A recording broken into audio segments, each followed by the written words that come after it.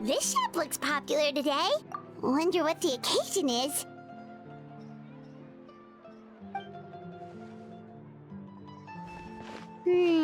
Butterfly Dew Cosmetics now on sale. Huh, looks like it. Oh, Sigewinne's here too! Hey there, Sigewinne! Hello there, Traveler and Paimon. I hope you're keeping yourselves fit and healthy. You bet we are! So anyway, what are you doing here, Sigewinne? The Duke insists I take regular vacations in the Court of Fontaine. This one just so happened to coincide with a promotion for a new skincare product, so I came over to take a look. I like to keep up with the latest industry developments when I can, to help me with my magazine articles. Wait, you write? For a magazine? Which one?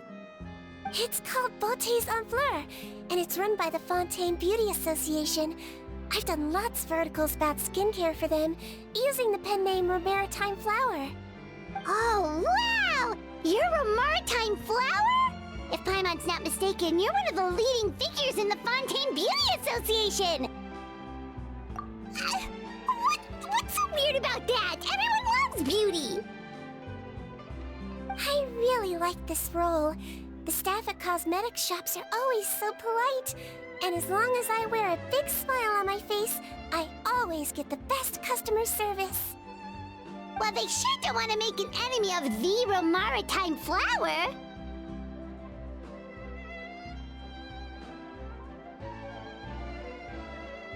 Obviously, it's because of Sigewinne's love for beauty. Still a leader of the Beauty Association? That's incredible. The truth is, I study this field because I cherish my own appearance.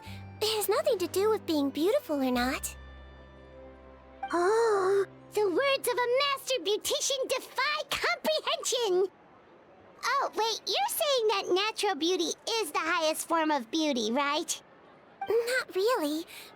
Actually, Melusine aesthetics are very different from human ones. We don't view humans based on their appearance.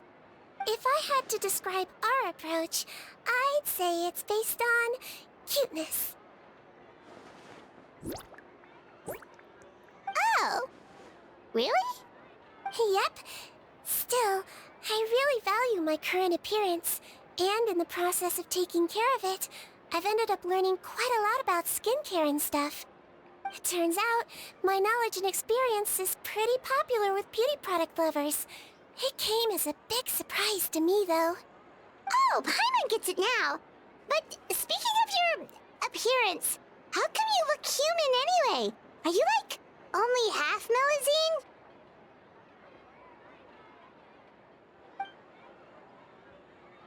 Ooh, wait, sorry. That was probably really offensive, wasn't it? No, I don't mind. I'm not mixed, though. I made a decision to turn myself into this form a very long time ago.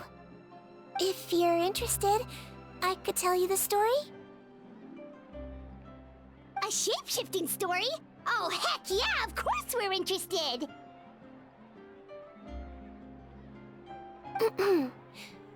Once upon a time.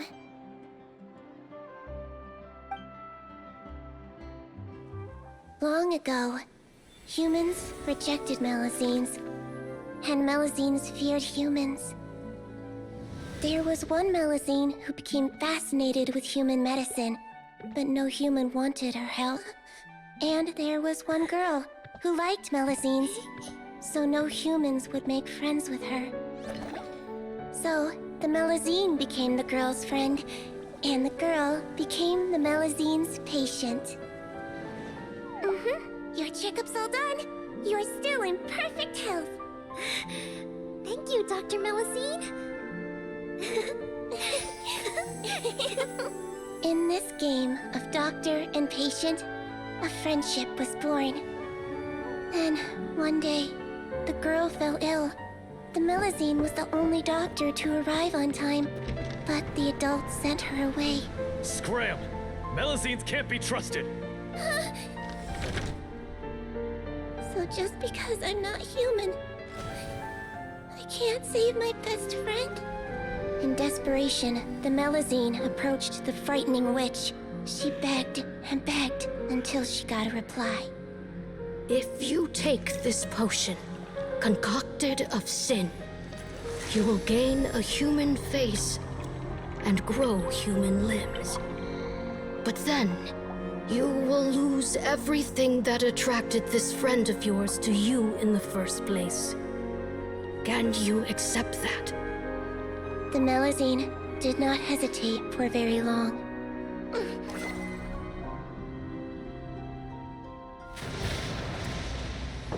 On a rainy night, a little doctor knocked on the girl's door.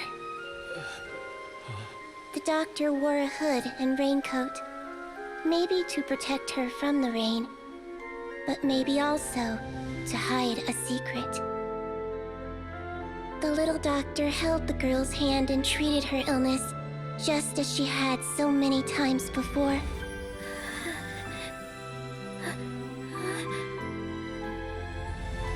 Dawn came, and the little girl's condition improved.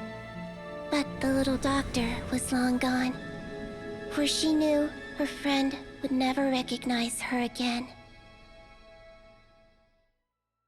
And so, since then, I've lived my life in human form. Most people who know me just think I was born this way. Ooh. A witch? A potion? Why does this sound like a fairy tale? Trust me, it's a true story. Must be the way you told it then. It just sounds so... Yeah, not every Melazine would take human form to save their human friend. That must have been a huge decision. Treating patients is a doctor's duty. We must always find a way, even when the going gets tough. Ugh. It's so crazy that they turned you away just because you were a Melazine, especially when their daughter was so sick. Well, sometimes appearance can be a real barrier. But that was a long time ago. I like how I look now anyway.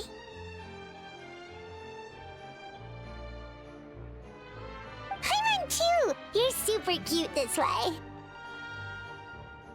Attention customers! Thank you all for waiting.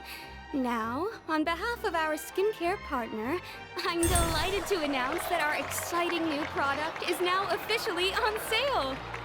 Well, there we go. Let's have a look, shall we? Oh, Paimon, if you want to buy any skincare products, I'll be happy to give you some suggestions. Really? Personal advice right from a leader of the Fontaine Beauty Association? What an honor! Allow me to introduce our newest skin lotion, Butterfly Dew. I'm sure many of you have already read about this product's trials in the newspapers. To say that it improves skin quality is an understatement. This product gets its name from the way it transforms your skin and makes it glow anew, like a butterfly emerging from its chrysalis and spreading its wings for the first time. We are thrilled to have the inventor of this fantastic product with us here today. Please welcome Mr. Rawat, a researcher from the Fontaine Research Institute. Now, without further ado, I'll hand over to Mr. Rawat to tell you all about what Butterfly Dew can do for you. Thank you. Hello, everyone. I'm Rawat, and I developed Butterfly Dew. Wow, what a looker. He's a researcher? Wow, he's really challenging the stereotype. It seems that everyone is surprised by my entrance. Or should I say, my appearance. I'm well aware that researchers are generally better known for their brains than their dashing good looks. In that regard, I do believe I break the mold somewhat. Of course, appearance is a skin-deep way of defining a person. And yet one's appearance can be a very real set of shackles, holding a person back in their life.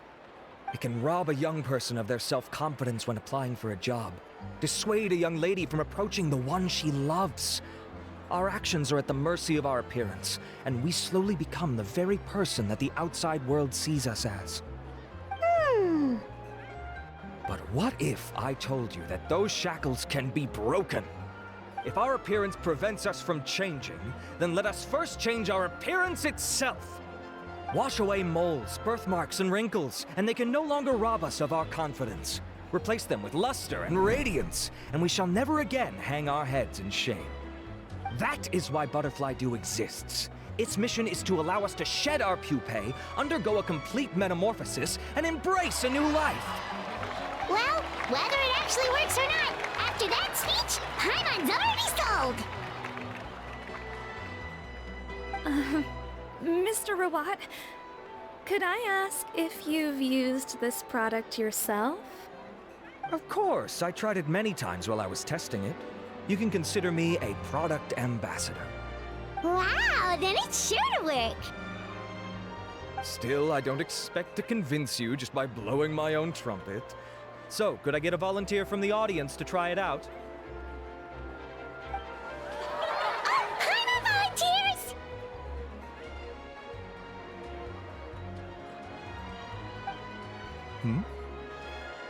Oh! Ah, what an honor! It appears we have a giant of the Fontaine Beauty Association here with us. In that case, Miss Sigewinne, could we seek your most expert opinion on this product? Sure. Whoa, is that Romaritime flower? They say she's the pickiest user of skincare products in all of Fontaine. Here you go.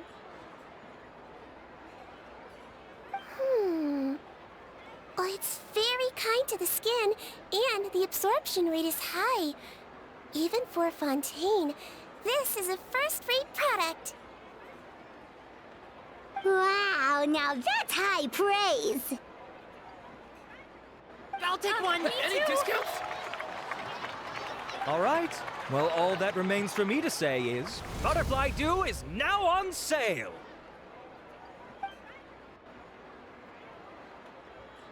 Think we should buy a bottle too?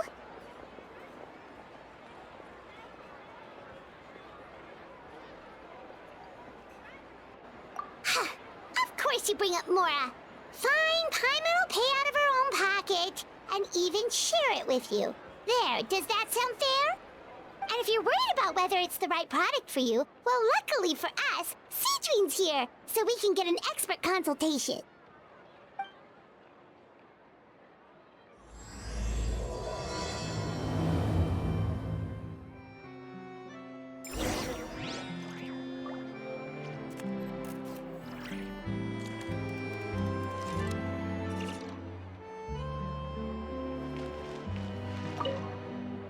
Aw, I wish I'd saved up my pocket money.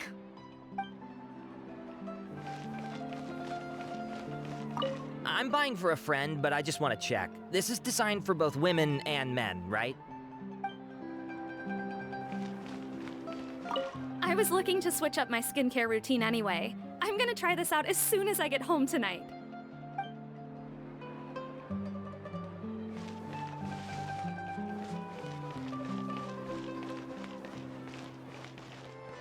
Stocks are running low, so purchase soon to avoid disappointment. It's an honor to receive such high praise from you. To be honest, I was also hoping you might be able to point out some flaws in the product so I can keep improving it. With most skincare products, the pros and cons only become apparent with long-term use. Yet, this one has instant benefits, improving skin quality without any obvious side effects. It's one of a kind. Don't worry though, I plan to keep using it, and I'll publish regular reviews in Beautés en Fleur. You can read my thoughts there. All you need to do is subscribe. Oh, I was hoping for a more casual conversation, but you are a beauty association leader after all. I understand if you want to keep this professional. Sigewinne! Oh, excuse us, Miss Beauty Expert, but do you think this product is a good choice for me and him? Wait, are you the renowned traveler? That's right, and by his side, the equally famous Paimon. Well, I don't normally handle customer questions personally, but since it's the traveler asking, allow me to make an exception. Butterfly Dew is made for all skin types, so no matter who you are, you can rest assured that it will be kind to your skin. If anything, it might be marginally more effective on Fontanian's skin, but other than that, it works the same on everyone. Why would it work better on Fontanians? In the interests of protecting my trade secrets, I'm afraid I can't answer that, Miss Paimon. Alright then. How about a friend discount? Save yourself the trouble. I'd be greatly honored to have both of you use my product. Here, take 2 bottles for free. Yay! Paimon's private fund survives!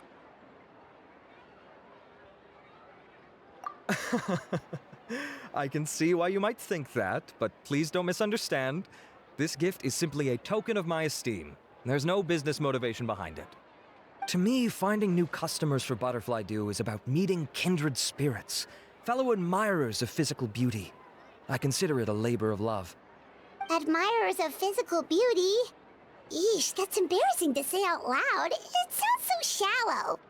It's nothing to be ashamed of, Miss Paimon. Most people claim to desire inner virtue, but it's still physical appearance that turns their heads. This is a fact of life. It's only natural for people to desire to become beautiful. And that's exactly what inspired me to choose this research direction in the first place. You're right. Everyone loves beauty, don't they? Look at the time. My apologies, but I have other things to attend to. I'll leave you with these 2 bottles of Butterfly Dew, and I look forward to seeing you again. Paimon, I'd say there's no need for you and the Traveler to use this product for now. Why? Is there a problem with it? The quality is fine. I just think there's room for improvement. I think I could add some ingredients to the mix to make it more effective. Really? Then why didn't you tell Rawat about that? Researchers are a very special breed of human. You can point out their flaws to their face and they won't mind very much. But if you tell them that someone else could do a better job, ooh, now that'll make them really upset. If I'd mentioned it, he probably wouldn't have given you those 2 bottles for free. Huh, fair enough, that makes sense. If you're interested in the more effective version, I can write up a list of ingredients for you. Just come get me once you've gathered them. When you say more effective, you mean it'll make Paimon even prettier? Ooh, how can we say no? As for me, it's probably time I got back to the Fortress of Meripede. I mustn't leave the infirmary unattended for too long. Alright, see you there then!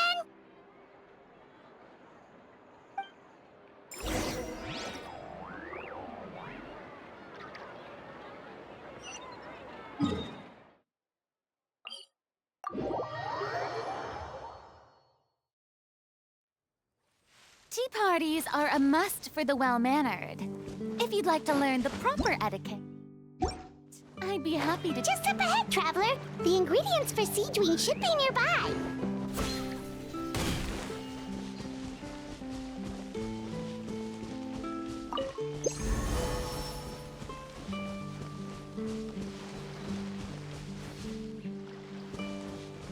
Shine down! Gather! Now you shall perish!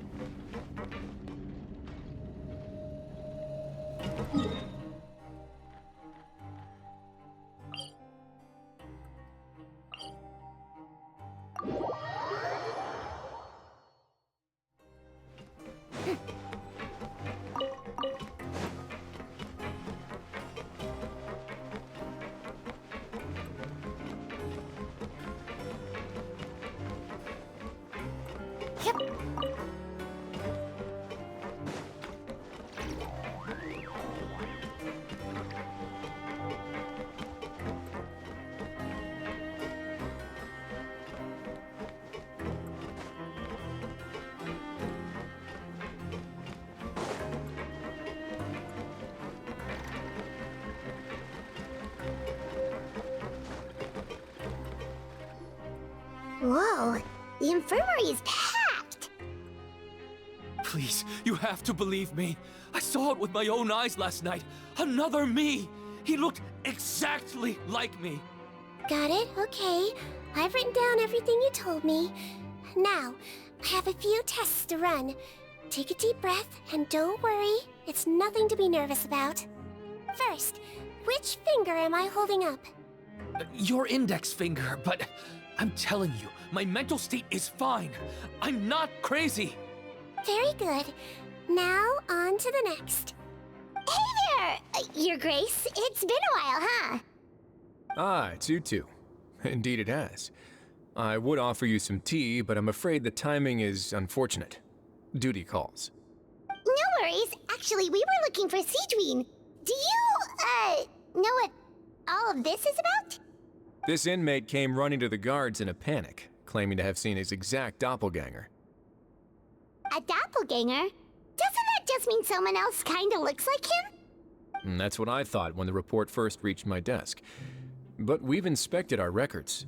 No one even vaguely resembles him. Considering how certain he is of what he saw, I can only surmise that he's having some mental issues. So I brought him for a medical evaluation. All right, very good. Take a sip of water and rest for a bit. Evaluation complete. I couldn't find any symptoms pointing to a physical condition. I see. So do you still believe there's more likely to be an issue with his mind than his body? I have to assume so for now. Psychological issues are more difficult to detect. At this stage, we can at least confirm that he is in command of his cognitive faculties. The rumor mill will go crazy if word of this gets out. Guards, take him to the ward for a period of observation. The Marechaussee Phantom has requested my cooperation on a case, otherwise I'd deal with this myself. Sorry for the trouble, head nurse, but I'll have to leave this to you. No problem, Your Grace. I'll add him to my observation list. By the way, we have a couple of guests here who've made the trip just to see you. I imagine it must be important. You probably won't need to add them to your observation list, though.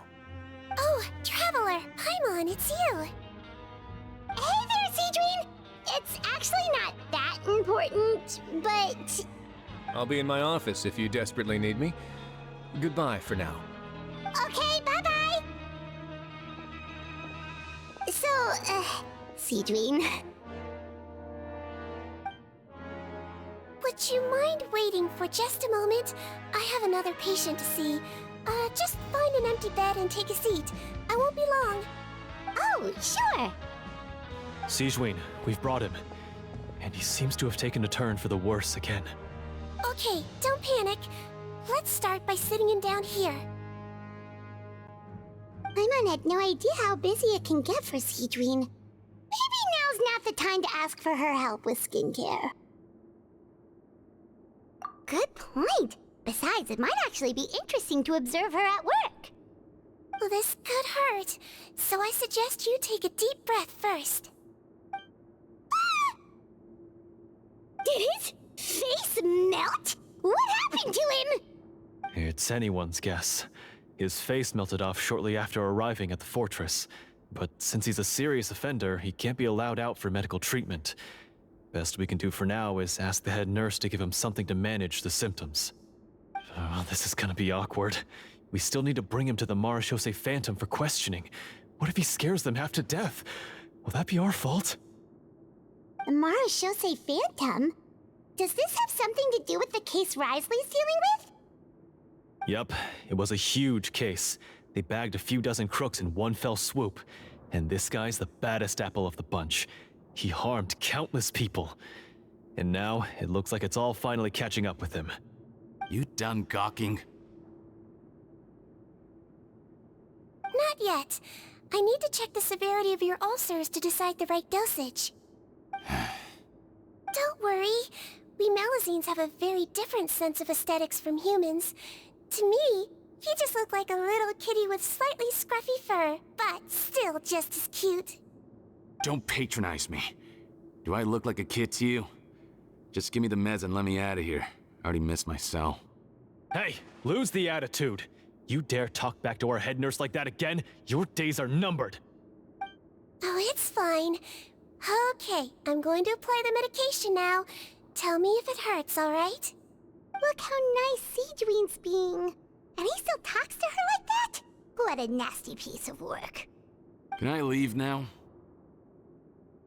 Wow, not a peep. What a brave little guy. Thank you, Sigewinne. And I apologize for the trouble. So, Traveler, Paimon, did you bring the ingredients? We did, but we don't want to interfere or anything. You're busy saving lives here. Oh, don't be silly. I agreed to it, didn't I? Just hand me the ingredients, and I'll make some time to whip it into the improved version for you. Take a rest here if you want. Or, if you're not tired, I hear they're holding a new pancreation tournament in the administration area. Or alternatively, is there anything we could help you with, Sigewinne? That's right! Let us help you out! It's the least we could do! Good point. Kind-hearted humans start to develop guilt if they accept free help from others. Don't worry. I'll take a look at my schedule. I'm sure I can find something to treat this condition. I gotta warn you, though, it'll be tiring work. So I suggest you take a break first, then come back and see me when you're ready.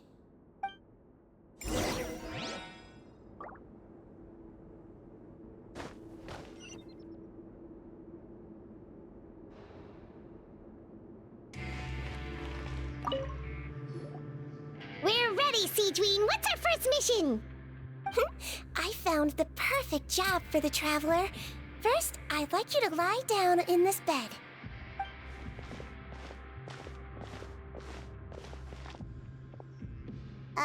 What for? I need you to pretend to be sick. What? Oh, is it that difficult? I thought you did a pretty good job last time. Oh, so you knew. I sure did. He was way more interesting than the usual malingering inmates, and you played along very well, Paimon. I observed you two for quite a while after that. Well, this is awkward. But why do you need us to do it again now? No time to explain. My next patient will be here any second. Please just do as I say. You can, pretend like you've got a nasty headache, and throw in some dry heaving for good measure. Okay.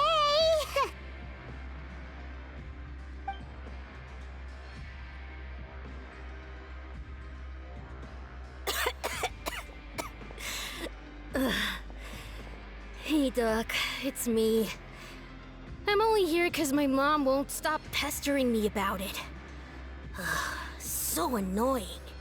Well, your mother has enough on her plate with a busy job. Well, the last thing she needs is to worry about you being sick as well. I know! I shouldn't treat the place like a playground, shouldn't go swimming in the lower levels where we join up with the sea, because it'll give me a cold and distract her from her work. I thought I'd be able to have some fun here at the fortress for a few days, but it's always, don't do this and don't do that. All right, sit yourself down and I'll take your temperature. Your fever still hasn't gone down. Well, here's your medicine. 1 cup for starters, and we'll see if it helps. But Doc, it's so bitter. Do I really have to drink it? I mean, I'll be fine, right? I've got an uncle who caught a cold. His fever went away on its own after a couple days. Can't you just write me a note saying I'm on the mend? I just need something to keep my mom off my case. I sure can. You're a very brave boy after all. Huh? Brave? What makes you say that? Well, if you want to rely on your own immune system to clear up your fever, then you'll have to tough it out like this guy.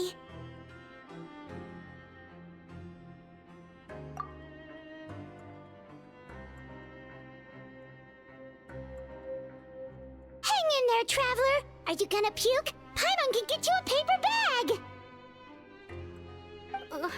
Huh? As long as you're tough enough to get through the nausea and dizziness caused by the high fever, you'll be right as rain after just a few days' rest. And if I'm not tough enough? Hey! Hey! Wake up! Wake up!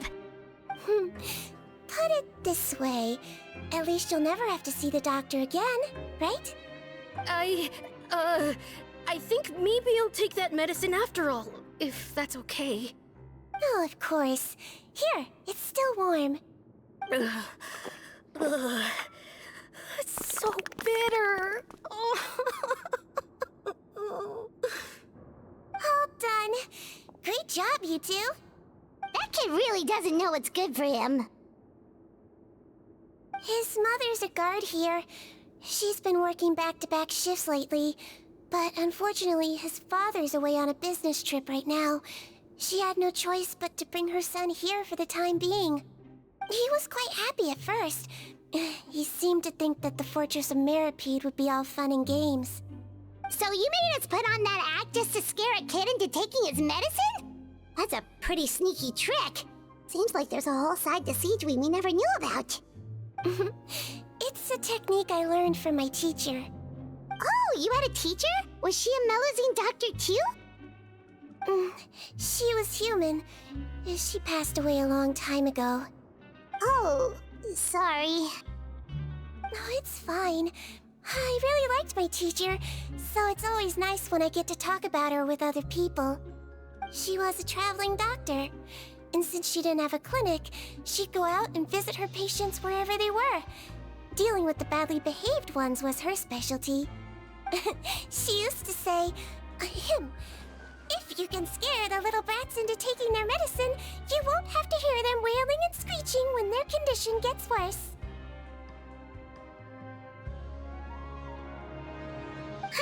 She sounds like a pretty strict teacher. Strict? Well, that's not how my teacher saw it.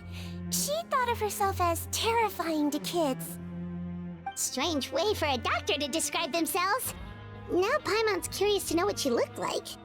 As it happens, I actually have a picture of her.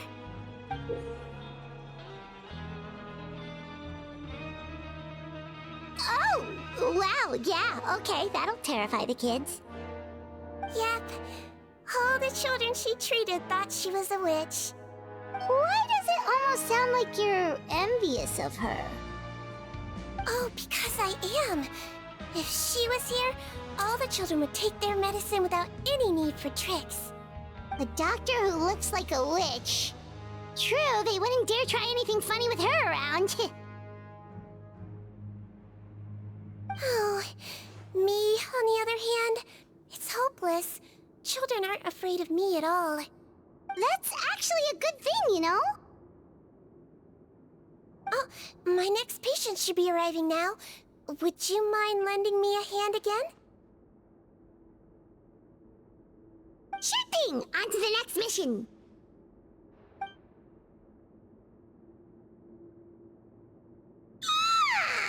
Is it nighttime already? That flew by. You really have a busy job, Sigewinne. Well, thanks to you two, it was much easier today. Aww. Should we get some rest? It's getting pretty late. Oh, there is one last thing. I have to keep it confidential, so I usually leave it till after everyone's clocked out. Confidential? Are you sure you can tell us? It's fine. You're not living here anymore, so it's okay if you know. All it is I have to prepare some ingredients to make healthy meals with. Wait, you mean those healthy meals?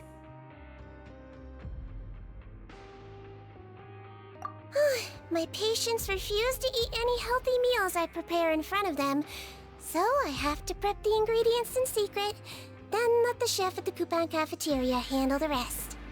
Considering even the chef's version makes people uneasy, it really makes you wonder what's in it. You want to find out? I can teach you how to make it. That way, if you ever suffer from exhaustion on your future travels, you can prepare a healthy meal for yourself. It's really good for you, you know. Sure? Guess we can help out one more time.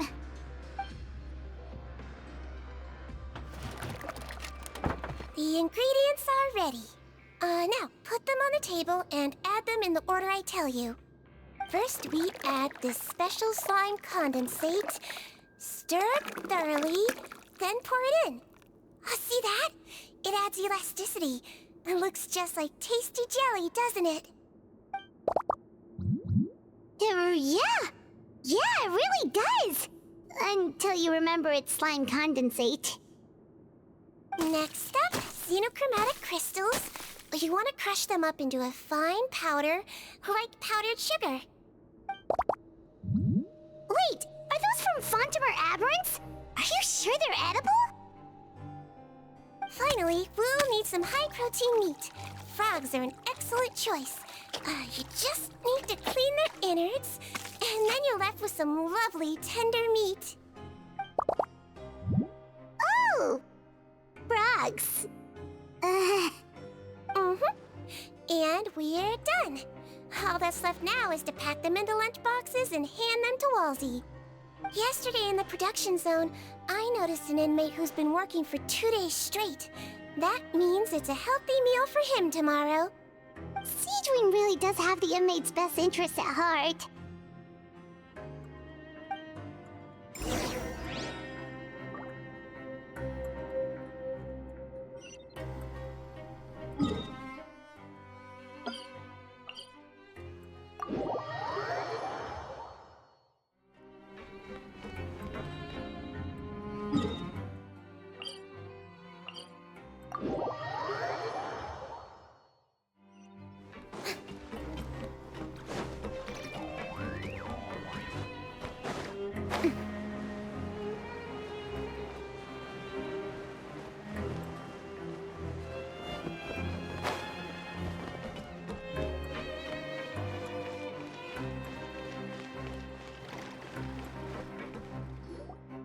Ah, head nurse.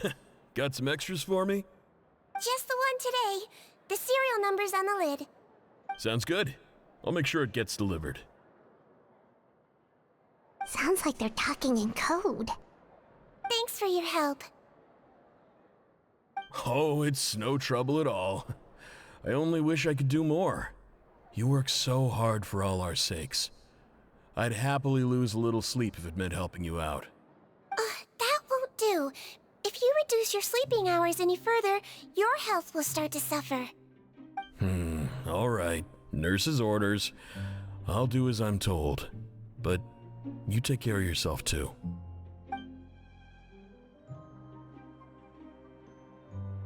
Well, I'm done with work for today. Thanks for helping out, you two. Seems like the guards and staff here have a lot of respect for you, Sigewinne. In just one day of helping you with your work, it feels like we've done a lot for the fortress. Head nurse, please, wait. I'm sorry to disturb you this late at night, but I think you'll agree, this is urgent. Okay, just relax and catch your breath. What's the matter? The guard at the observation ward, Odilon, he told me to pass on a message to you. One of the inmates there, the guy suffering from possible hallucinations, well, he seems to have made a sudden recovery, and now he wants to apply for permission to leave the ward. Huh? Already? You were right to tell me. I'll have to examine him and make sure he's well before we discharge him. Looks like we've got one job as medical assistants left. We'll come with you.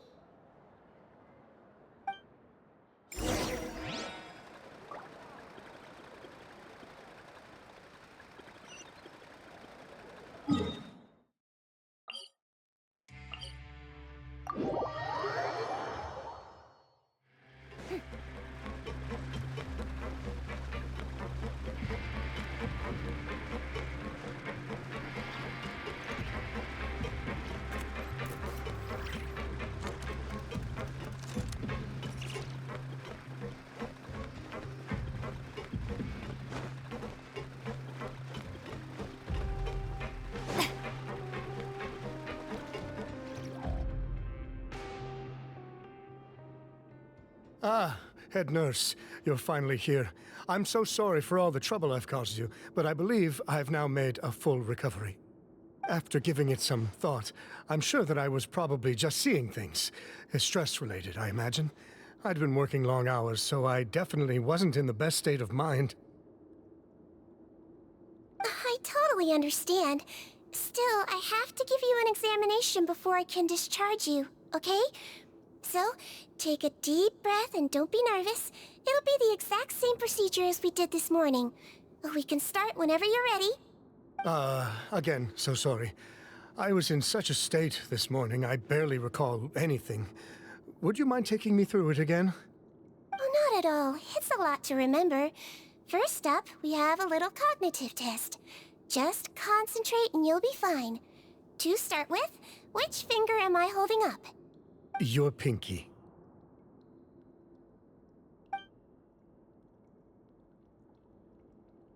Alright, all indicators seem normal. So it was a stress-induced hallucination after all? Well, we've certainly had previous cases of mental illness caused by overwork, which is why I carefully observe everyone in the production zone. I wonder how I managed to miss the signs this time. Please, head nurse, you shouldn't blame yourself. I'm just still adapting, that's all. Pushed myself too hard, and I guess I couldn't take it. Thanks for looking after me. I'll be as good as new after a good night's sleep. And if you can give me the okay, I know I'll sleep better back in my good old dorm. It can be difficult to relax in an unfamiliar environment. Alright then, you can leave the ward. I suggest you take 2 days off to focus on your recovery. I'll take you off the observation list for now, so you're officially discharged. Great. I can't thank you enough, head nurse. Mr. Odilon, could you escort him back? Of course. I'm on guard duty in the administrative area tonight, so nothing will go wrong. You have my word.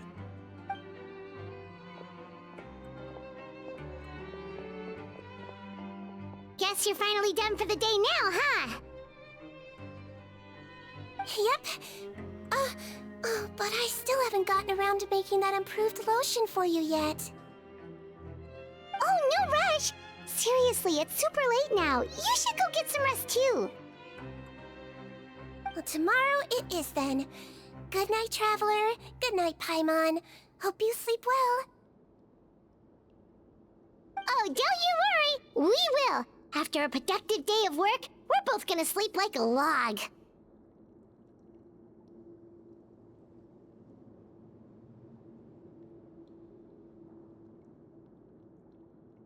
Yeah, sleep tight, Sigewinne. See you tomorrow!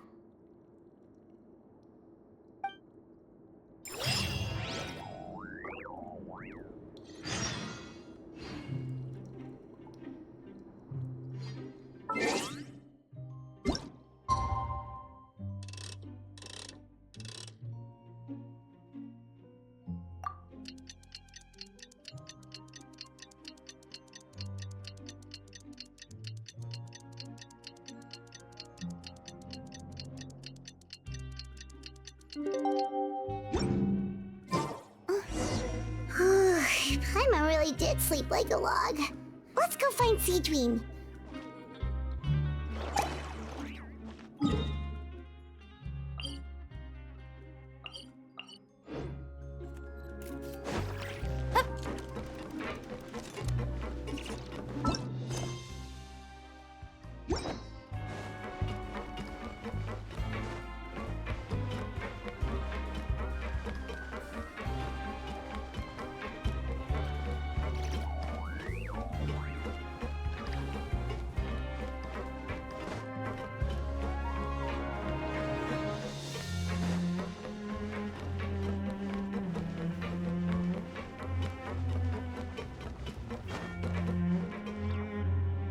Whoa!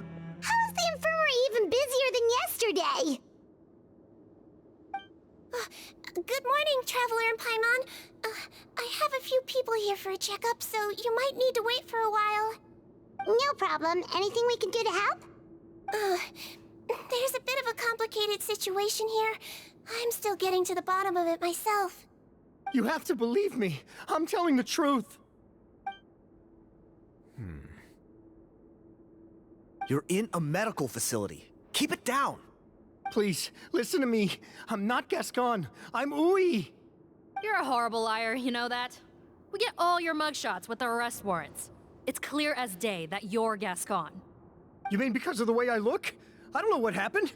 I just woke up like this. Then you guys dragged me in here for an interrogation. I brought you here to figure out what's going on. If you truly are the victim of an injustice, yelling isn't going to achieve anything. At most, it'll delay your vindication. All right. I get it. This is nuts. Yesterday's interrogations went fine, and now this. Morning, Your Grace. What's going on?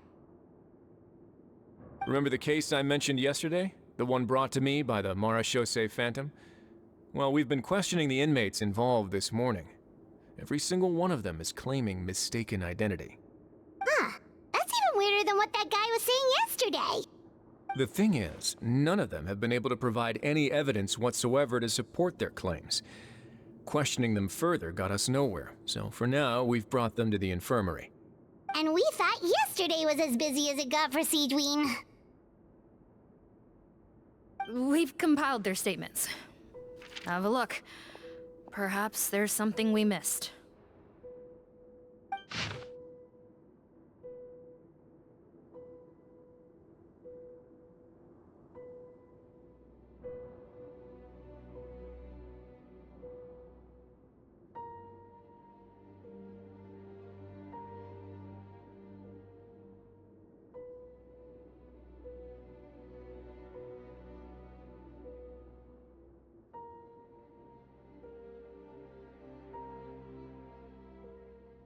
Wait. Release? Interesting. The inmates they spoke of in their statements appear to all be due for release today. I noticed that too. If that's their plan, they're underestimating us a little. Every serious offender claims that there's someone else who just so happens to be due for release today. And they're expecting us to go along with that. All the more reason to be cautious. Lumberzar, check the release list for today and make sure no one gets processed. We're gonna need an excuse, though. Just say we're out of forms, and that we're furiously printing more as we speak. I'm on it. It's conceivable that our group of serious offenders somehow found a way to switch places with inmates who are about to be released, so they can walk out right under our noses. We did consider that possibility. But I mean, just look at them. They match the warrants, period. How could there have been a switch? Only if they're dead ringers for the inmates due for release, I suppose. I gave you that name list yesterday to assist in your investigation. Did that help? Yes, the inmates' mugshots were attached to the list. The first thing I did was check for lookalikes, and I didn't find any. The only other thing that stands out to me is that their voices sound a little different today. But it's not exactly hard to put on a fake voice.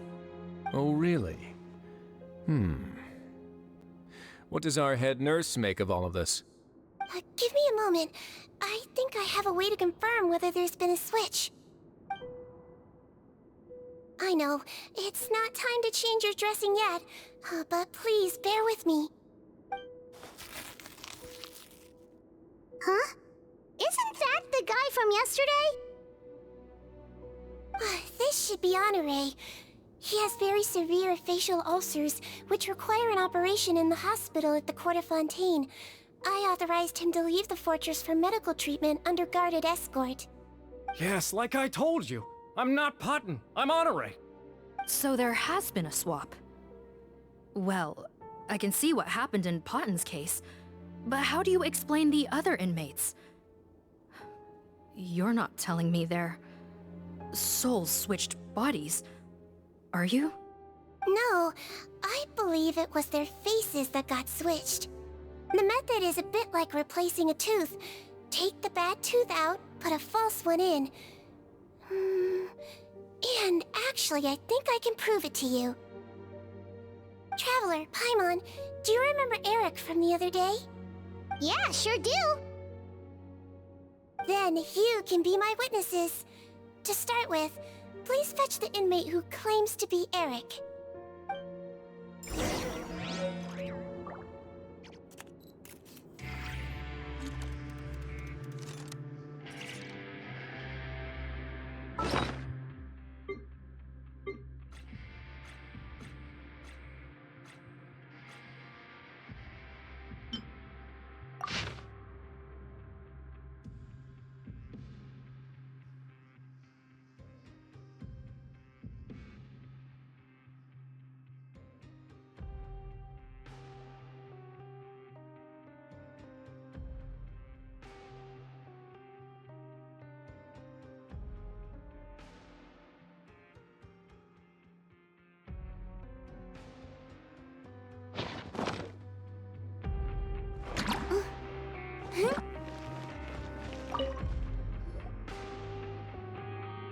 So, you're Eric?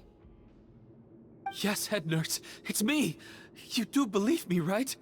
I need to do another examination on you. Same procedure as yesterday. All right. It's the cognition test first, right? So I need to concentrate. Now, try to recall if you can. The last time we did this test, which finger did I hold up? I believe it was your index finger. But that means... Huh? So, basically, last night, the Eric who said he saw another him suddenly recovered and applied to leave the observation ward. Sigewinne did another test before letting him leave, but that time, she held up her pinky finger. Huh? I don't know about any tests last night. There was nothing to do in the observation ward, so I went straight to bed. Then I somehow woke up in a high-security cell. Well, in that case, there is a reasonable explanation for the strange events of the past 2 days. So, what exactly happened? The gang of serious offenders wanted to break out of prison, so they identified a group of scapegoats, namely inmates whose terms were almost up, and planned to switch appearances with them. Last night, when Odilon was on duty, they ambushed him and had one of their group switch appearances with him using their face-swapping method. That allowed them to avoid scrutiny from the other guards. Then, once all the other inmates were asleep, Odilon spent his night shift carrying out the remainder of their switcheroo plan. However, they made one mistake. Henri changed his appearance to match Eric's earlier than he should have done, and ended up being spotted by the real Eric. Real Eric came to the guards for help, but we didn't know then what we know now. So we put it down to hallucination and sent him to the observation ward. However, since one of the gang members was posing as a guard, they simply changed real Eric's appearance and had their Eric take his place, muddying the waters even further. Right, because I put Eric on the observation list by then, and no inmates on that list can be processed for departure until I've discharged them. Hence why the imposters had to pull that little stunt to get fake Eric off the list. Yeah, it all makes sense now! The Duke cracked the case! Well, I can't fault the reasoning. But I'm afraid that we ruled out the possibility of face switching very early on in this process. Criminals altering their facial appearance to commit crimes is nothing new. In fact, one of the explicit duties of the Malazines in the Marechaussee Phantom is to identify criminals in disguise. We carefully examined all the suspects, and there is no evidence that any means of disguise were used in this case. Huh. Well then, how do we explain all this?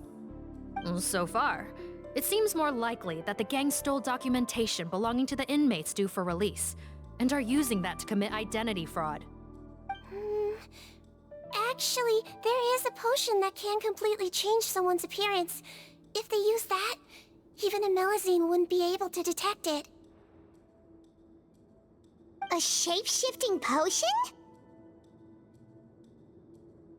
Forgive me, head nurse, but this is the first time I'm hearing about it. If such a potion truly existed, It would jeopardize our entire investigative process at the Marechaussee Phantom. Are you certain of this? Yes, I am. But... Please, trust me in my professional opinion as an experienced clinician. At the same time, without any solid evidence, it's pure speculation. If we can round up all the inmates suspected of switching places, then have a little talk with both sides, we might just get our answer. Yep, let's do that. Okay. Well, it was our negligence that meant we had to come and conduct these post-internment interrogations. And I know it's put you out. We'll do it your way. Your Grace, bad news. I paused the releases like you asked, but we were too late. A bunch of people already got processed 2 hours ago. I checked the list, and sure enough, it's all the people who gave statements. 2 hours ago? That's before today's interrogations began. They had this all planned out. So there really was a switch after all. They really pulled the wool over our eyes on this one. We should be able to catch up with them if we leave now, right? Not if that potion is real. They can just switch faces again after leaving the fortress. And if the Marechaussee's Melusines can't even spot them, we wouldn't know where to start searching. Yikes! So we're at a complete dead end!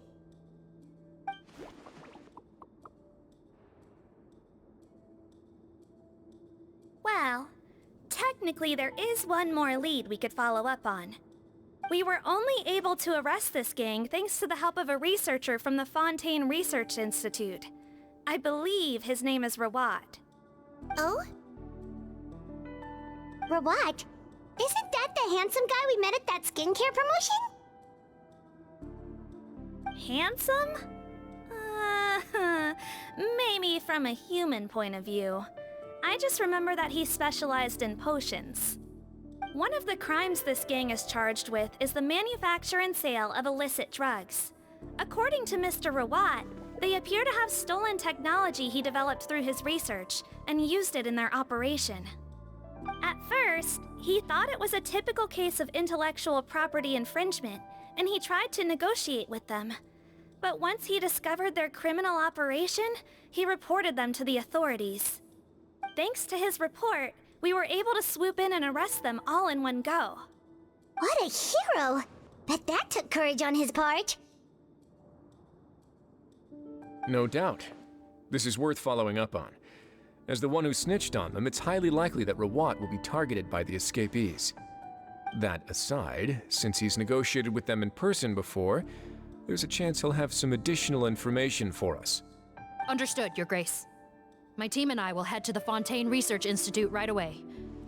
In the meantime, please keep an eye on the face switch victims for us. Of course.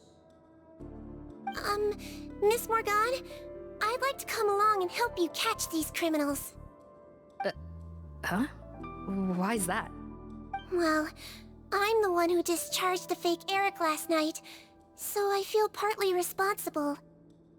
Don't say that, head nurse. Your focus was on the inmates' health, and rightly so. We can't ask you to help with arresting criminals. That's our duty. I also have a more personal reason. Potton is a patient of mine, and if I don't get a new batch of medicine to him in time, his condition will get much worse. Look, head nurse, I completely understand where you're coming from.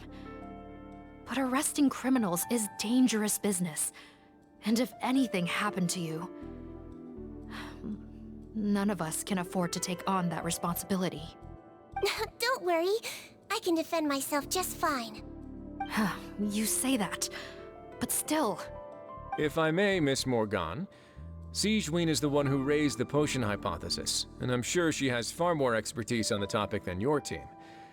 My suggestion would be to bring her with you. And if you really are worried for her safety, then...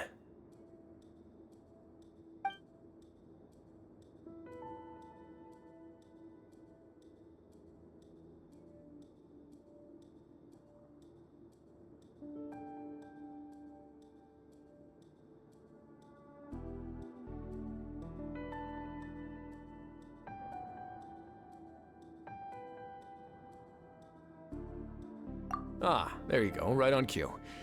Knew I could count on you.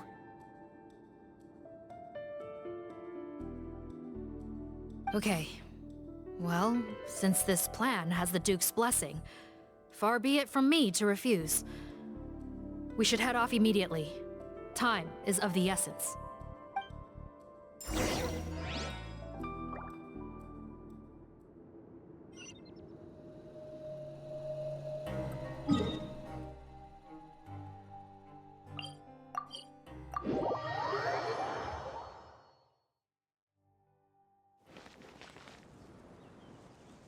Greetings. Sorry to impose, but I'm afraid we're here on urgent business. And we're gonna need you to cooperate. The Marsh is a phantom. Let me guess, you're investigating some more legal research? Not this time, no. We're looking for a researcher. Do you know where we might find Mr. Rawat? Rawat. Oh yeah, Mr. Handsome, right? He actually doesn't work on site here very often.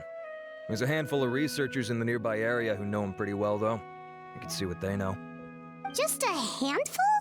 Paimon figured he'd be the most popular guy around. Well, I guess you could say he's popular, at least on a superficial level. He's blessed with good looks, so he tends to make a good first impression on people.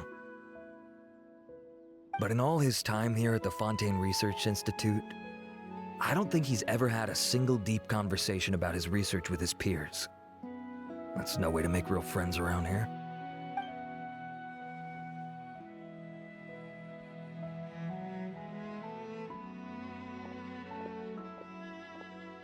That's so weird. He definitely didn't come across like a recluse at that product promotion. Oh, I don't find that weird at all. He definitely didn't strike me as the kind of guy who's, good at making friends. Really? Paimon couldn't tell. Must be a Melusine perception thing. Okay, we should talk with his acquaintances. But we also need to check the Research Institute for any clues. Let's split up. It'll save us some time. Sure thing. We'll go ask around among the other researchers with Sigewinne. Paimon's suddenly kinda curious to know what everyone really thinks of him.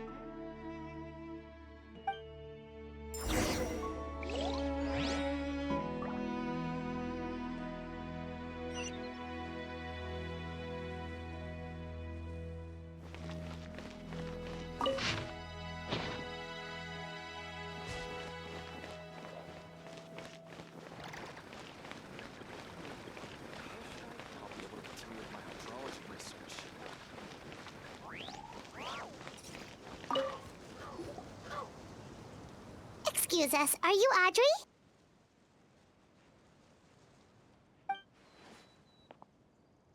That's me. What is it? Are you close friends with Rawat? We're trying to find out where he is. Close friends? You mean because I told him I had feelings for him once?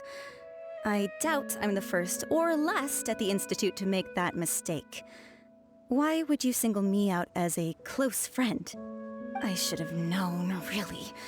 Men like him, they just enjoy being surrounded by fawning women.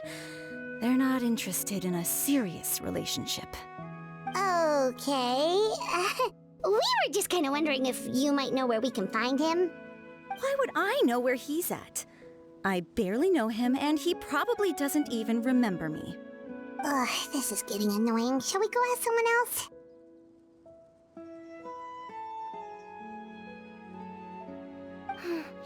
I think she knows Rawat better than she cares to admit. If we leave now, it might be a wasted opportunity. Maybe, but we're not going to get much out of her while she's in this state, are we? She's displaying symptoms common among people in love, if that's what you mean. But I know a cure. It's curable? Oh, we're still no closer to finding Mr. Rawat. Oh, by this point, he could be in grave danger. Danger? Wait, why are you looking for him again? Oh, that's right, yeah! The Marshose Phantom said that he's been targeted by some pretty bad people. We need to make sure he's safe. What? How has this happened? He seemed fine when I last saw him, and that was only a couple of days ago. Just happened to run into him, of course. Oh, I see. I see. Well, do you have any thoughts on where he might be right now? Okay, but this is purely out of concern for his safety. If he's not at the Institute, he might be at his mother's place. I heard she raised him alone, that they had it pretty tough financially, and these days she's housebound due to illness. He makes regular trips back home to check on her. Oh, okay. Do you know the address? Nope, sorry. I only found out the thing about his mother because it came up in conversation once. I was just trying to find out more about him, so I could get to know him better. When I told him I had a crush on him, I offered to help him take care of his mother. And yeah, maybe that was a stupid idea, but did he really have to yell at me for it? It's like, fine, I can take no for an answer, but what's with the temper tantrum? Unbelievable. These guys only want to show you their charming, well-groomed exterior. They can't stand it when a few home truths shine through. Looks like her love syndrome is flaring up again. We need to find out Mr. Rawat's mother's address. Let's check with the Marechaussee officers when we regroup. Cool, sounds like a plan.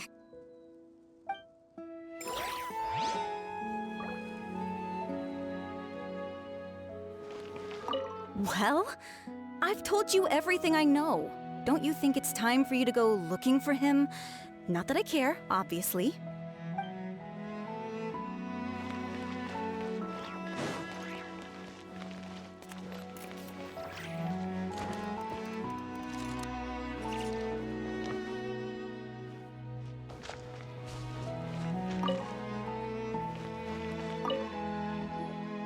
Sorry to bother you, sir, but are you Bertram?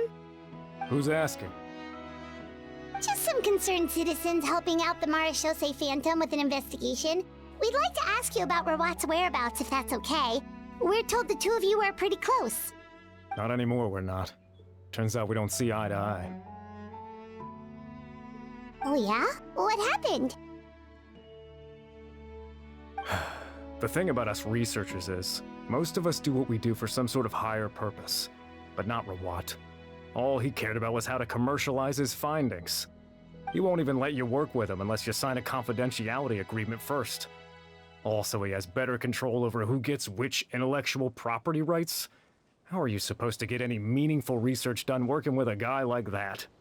Now that I've got my own technical solution for my compressor, I don't need to work with him anymore. So that's what Rawat is really like. We'd still like to know where to find him. Is that something you can help us with? Wait, you're... Yeah, I know you. You're the head nurse at the Fortress of Meripede. Alright, then I'm happy to help you if I can. I respect the work you do. Medicine serves the highest purpose of all the sciences.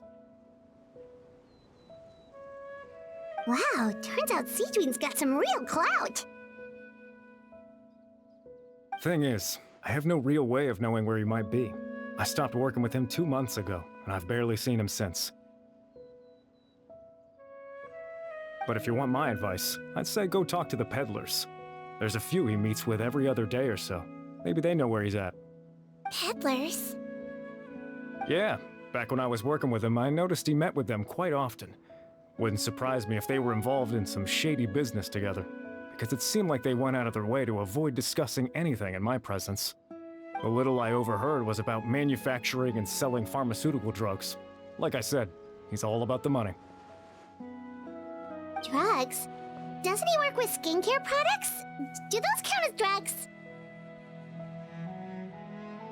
Who knows? I never cared to find out. He's the Mora grubber, not me. Thank you. You've given us plenty to work with. Welcome. Goodbye, and may we both reach new heights in our scientific endeavors.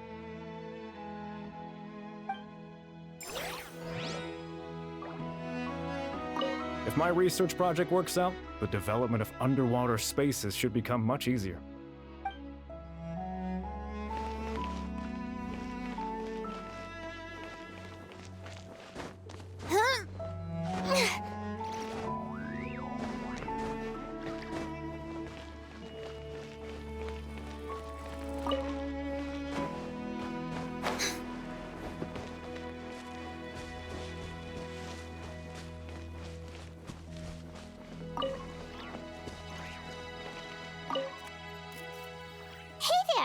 Antibes? What do you want? We're here to ask about Rawat. Any idea where he might be? We were told you were pretty close with him. Close? Not sure that's the word I'd use. He wouldn't even let me use his patent. Huh? It's been a good few days since I last saw him. I don't know where he's at. Go ask someone else. Would the patent in question happen to be related to the new skincare product he developed?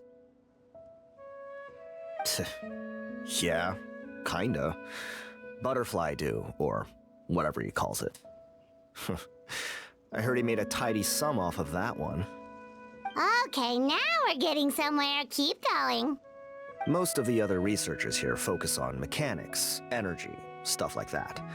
I get why he wouldn't be interested in having anything to do with them. But I'm studying coatings. There's a huge overlap in our areas of research. Why would he refuse to work with me? I bought his product once and noticed it contains a unique substance that might have applications in coatings too. If it worked out, I could probably make as much as he's making. Don't get me wrong, I had no intention of plagiarizing his work. I was hoping to get official permission to use his findings in my own research. Followed the proper procedure. It was all above board. I would have had to pay him a license fee and everything. But despite that, he turned me down not once, not twice, but 3 times. It's like he's vehemently opposed to the idea of anyone else making the kind of money he does. Huh, so is Rawat antisocial, or is this guy just jealous? Well, it doesn't look like we're gonna get any info about Rawat's whereabouts from him. Let's go. Wait, 1 second. Mr. Antibes, next time you go shopping, you should buy some Buell fruits. Peel the skin, steep in water, then drink. It'll help calm your mood. Huh? Yeah. Thanks. Well, that's all 3 researchers. Let's head back to the meetup point. Gonna have to cut this chat short. I have a patent application to write.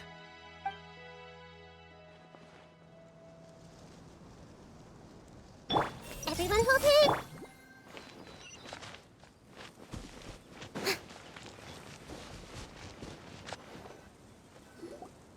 You know, Paimon started out thinking Rawat was a handsome researcher with a friendly and cheerful personality. It's such a surprise to learn that his peers have a different impression of him. So, what's your view of him now, Paimon? A handsome researcher whose difficult upbringing turned him into a profit chaser with a chip on his shoulder? So your thoughts about his appearance haven't changed at all? Well, his looks are kind of a big deal. At least in Paimon's opinion.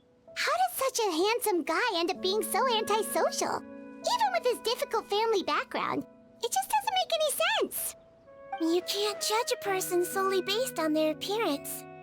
Head nurse. Traveler. I assume you've spoken with the researchers. What did you find out? Bertram mentioned Rawat's involvement with some pharmaceutical merchants. Do you know if he's registered any pharmaceutical brands?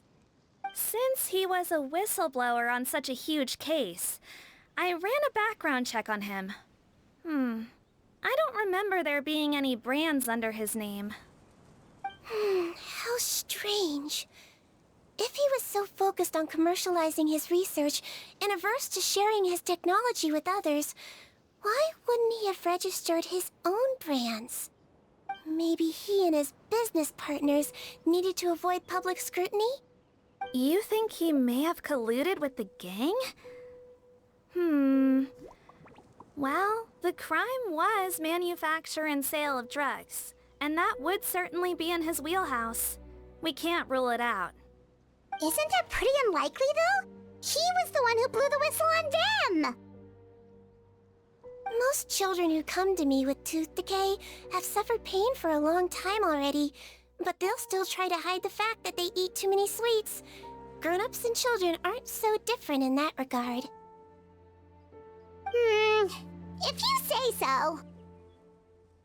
I saw him when he came to make his report, and I certainly didn't get the feeling that he was the type to collude with criminals. Perhaps it's more likely that they were coercing him. You mentioned that he comes from a poor family. So, it's possible that the criminals approached him asking for academic support, luring him in with the promise of riches. By the time he discovered who they really were, he was in too deep. They had leverage on him, so he was forced to keep working for them. I've seen it happen many times before. That does make a lot of sense. It would definitely explain why he was so unwilling to cooperate with his fellow researchers. No wonder he's so unsociable. He must be on edge all the time with a gang of crooks breathing down his neck.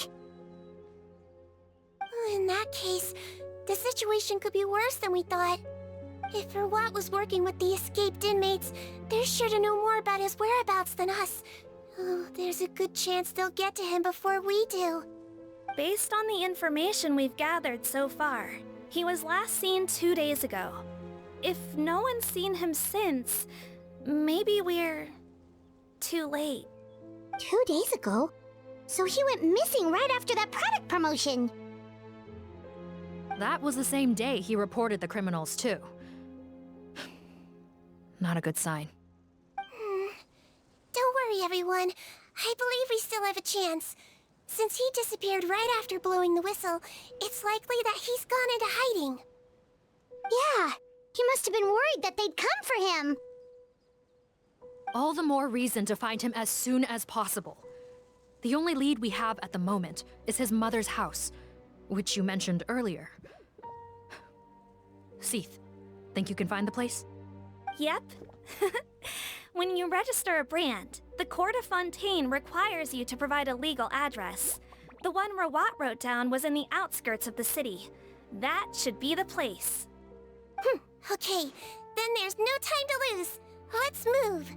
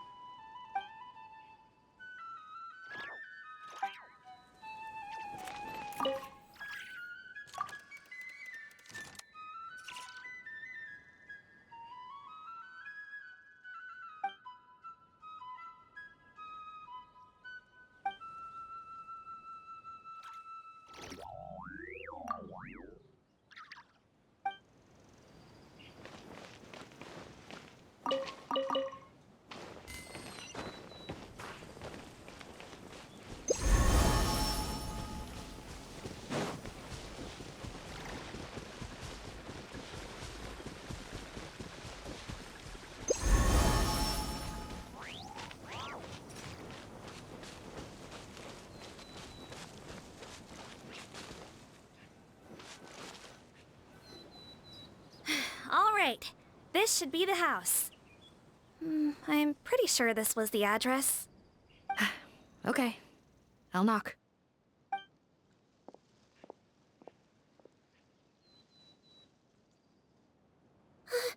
Sounds like whoever's inside has restricted mobility.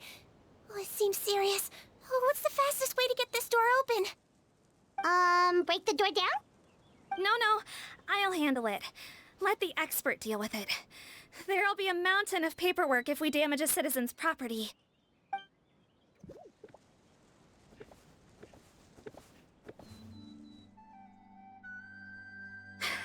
calm down. Deep breaths. Remember your training. Control your strength. And... it's open! Seath, take a few people and lie in wait. Keep your eyes peeled for any activity around the house. The Traveler, head nurse, and I will go inside.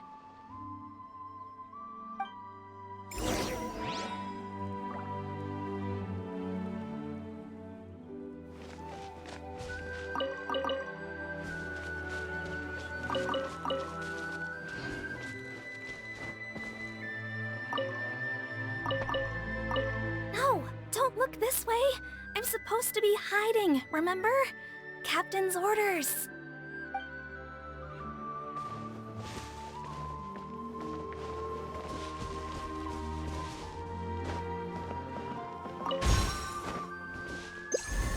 Yep.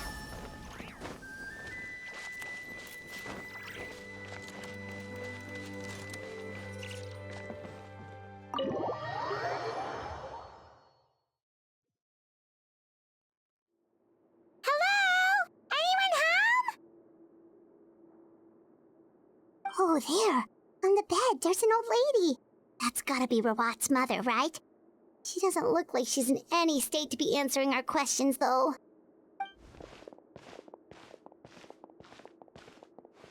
We could try, but she is very ill. We mustn't force it. Well, doesn't look like Rawat's here. She's the only one we can talk to. Yep. Allow me. Hello, ma'am. Might I ask if you're Rawat's mother? We are trying to locate him.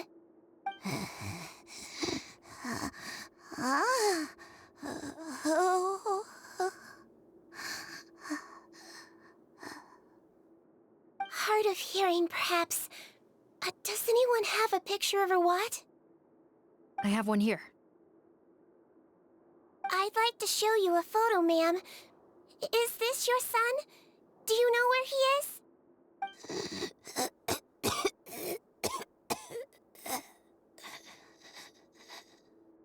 Looks like this isn't gonna work after all. Well, looks like we're out of leads. If Rawat's not here, things are looking very bad for him. Is it possible he could have avoided returning here because he knew he'd be in danger? Maybe. But if so, where do we look next? Maybe we should take another look at the Institute. Yes, so. I suggest we all return there now. We found a good amount of useful information the first time, but perhaps there's something we missed. This is our last hope. Sorry, officer, but could I stay here for a while? This patient requires some care. Of course. Traveler, stay with the head nurse. You're technically here as her assistant after all. Also, I'd like some Marechaussee members to stay as well, and keep an eye on the area. Why's that? If Rawat knows how serious his mother's condition is, he will return. Got it. Okay. I'll tell the squad members in hiding to stay put and keep a lookout. Thanks for helping me out yet again, Traveler and Paimon. No problem. But when you say her condition is serious, do you mean... Yes. She's barely clinging on to life. Oh.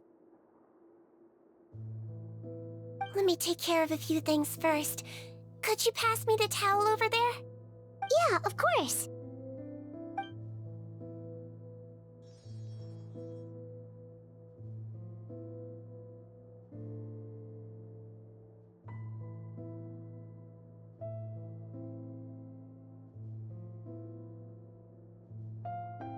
I can tell that her family has tried a lot of different treatment methods, including some very expensive medicines. Unfortunately, her condition is so multifaceted that a recovery looks all but impossible. Sigewinne, Paimon bets being a nurse must be pretty tough at times like this. Yes, it makes me a little sad. In a Melazine's eyes, a human's birth, aging, sickness, and death are as much a part of natural law as sunrise and sunset. But human medicine can defy that law to some extent. In that sense, it is a science of miracles. That is why I became fascinated with it in the first place. But it was only after I truly became a doctor that I realized miracles don't always happen. Even the greatest doctors cannot cure all diseases. Sigewinne. Well, don't worry about me, Paimon. A doctor's duty is not to cure all diseases, but to treat whatever ailments they can. At the very least, I can lower her fever. That way she'll suffer less, and she might even be able to see her son. Yeah, all the more reason to find Rawat as soon as possible, even if we don't catch those crooks.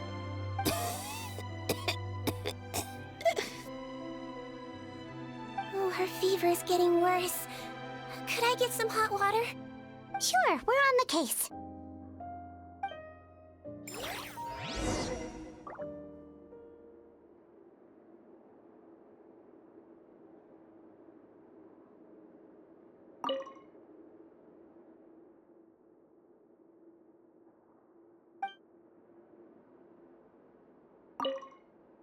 I'll take care of her. Fetch me some hot water if you would.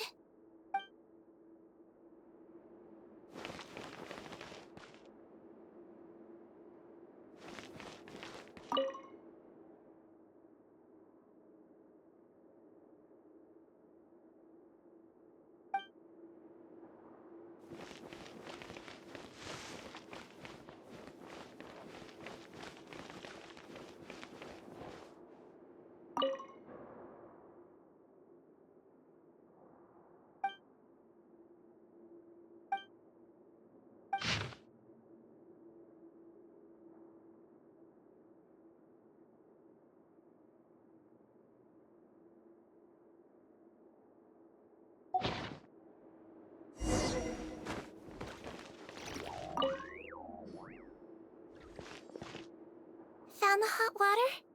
Sure did. And look what else we found. Judging by this journal, it seems like Rawat has a private lab. There's a good chance he could be there right now. We gotta go tell Officer Morgan right away. Oh, that's great news. But hold on just a moment. The wet towel is ready. I'm giving you another injection. Are you feeling better now?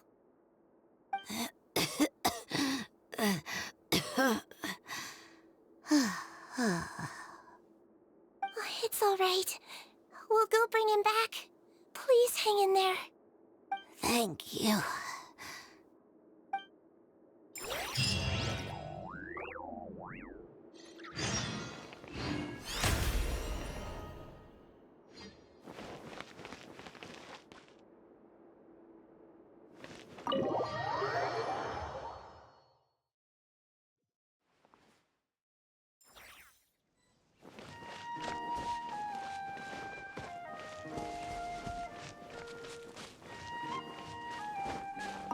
No, don't look this way. I'm supposed to be hiding, remember? Captain's orders.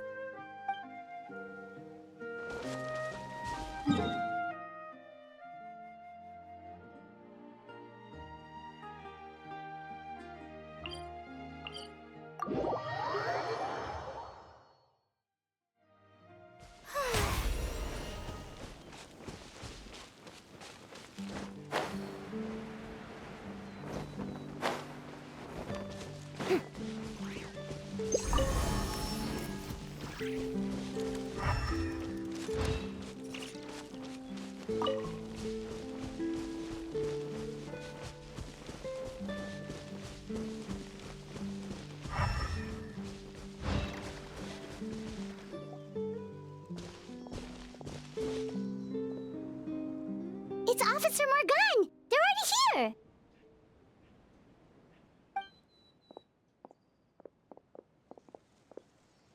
We came as soon as we heard the news. I can't believe we were so careless. The most crucial information of all was hiding right there, in that room. And We missed it. Don't blame yourself. Right now, we need to focus on finding a way in. There's a mechanical door over here! Hopefully the instructions in Rawat's journal will help us open it.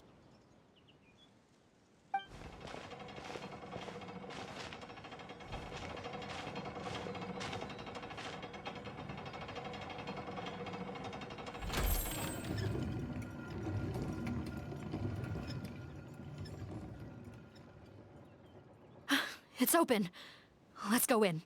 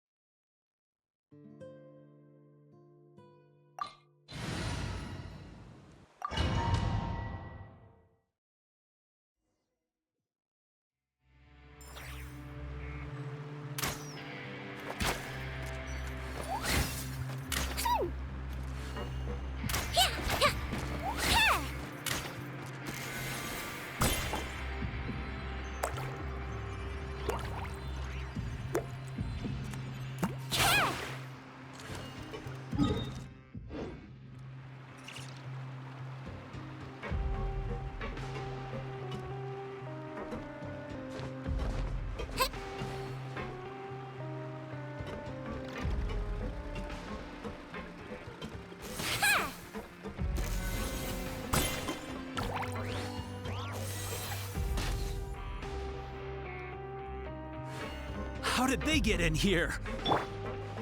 Captain, up ahead! Those look like our fugitives! So they found this place too? Don't let any of them escape! This is order!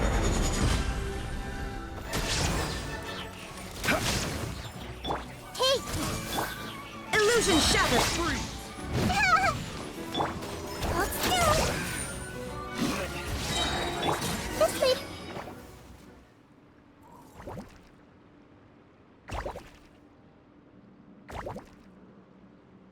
Captain, according to our list, many of the fugitives aren't accounted for. There may be others hiding deeper inside the facility. Ah, so these guys were just the lookout crew. The Marashose Phantom! How did they find this place? Wait, it's that guard from the fortress! That's right, I'm on your side. The Duke sent me. What's the matter? Some sort of mix-up? Mr. Odilon, didn't I tell you a few days ago that you need to stop all field work until you've recovered? Well, you know, gotta help His Grace out. Share the load. Officer Morgan, this man is an imposter. The real Mr. Odilon has no recent health issues. What? But I... Looks like the head nurse was right about the face-swapping method. Arrest them all! DuPont, stay here and keep guard. And watch the exit. If we're not back soon, call for reinforcements. Got it.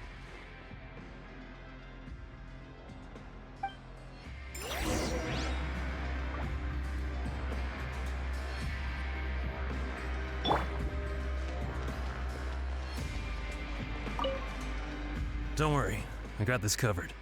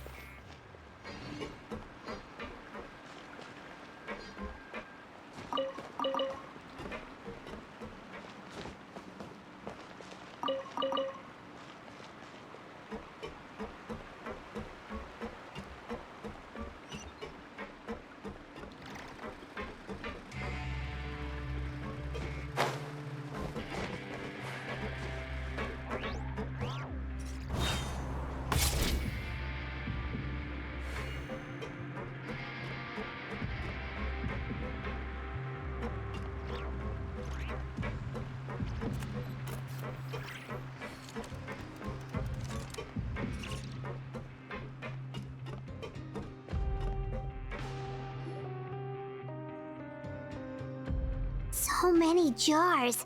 Was this some sort of production facility? This scent.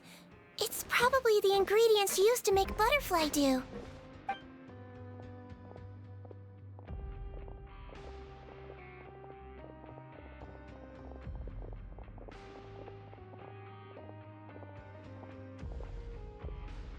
How come they're all empty? Did it sell so well that he ran out of supplies? How strange. Why would Rawat choose to manufacture a popular product like that in such a difficult-to-reach location? Given our suspicion that he may have been coerced into the illegal drug trade, I would have thought that any production facility we find here would be used for illicit purposes. Perhaps butterfly dew is itself an illegal drug. Do you have any evidence for that claim? No, just a guess. We need to find Rawat as soon as possible. He has all the answers we need. Understood. Well, let's not linger here. Let's go. Come on.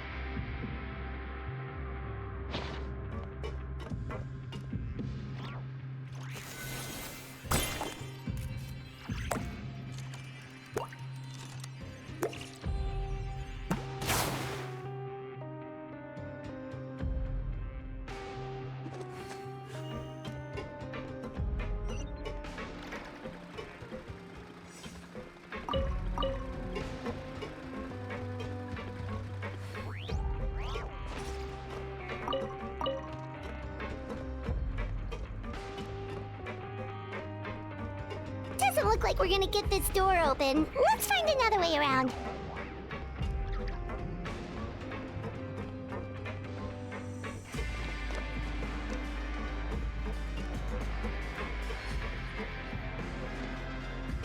This one's closed too. What's with those carts and tracks? Oh, maybe it's one of those doors that opens when it senses cargo passing through. There's a loaded cart right over there. Let's bring it to the door and give it a try.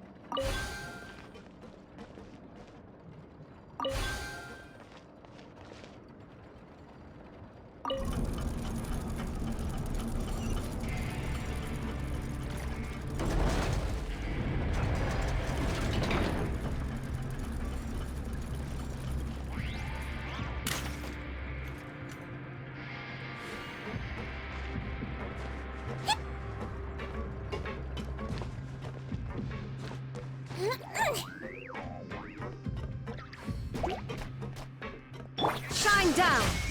I see everything!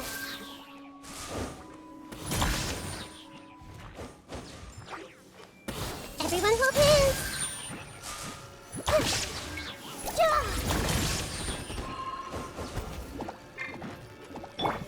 Let's blow bubbles!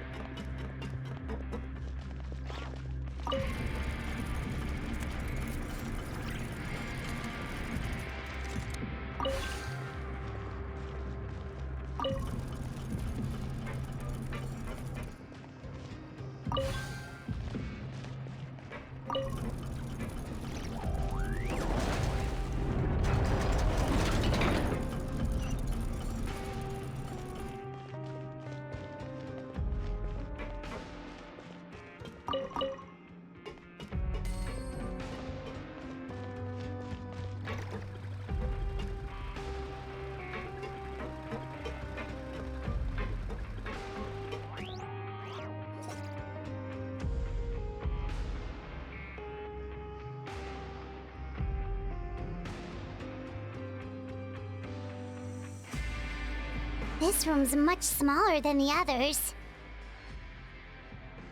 Judging by the implements on the table, this looks like a potion-making lab. Head nurse! Over here.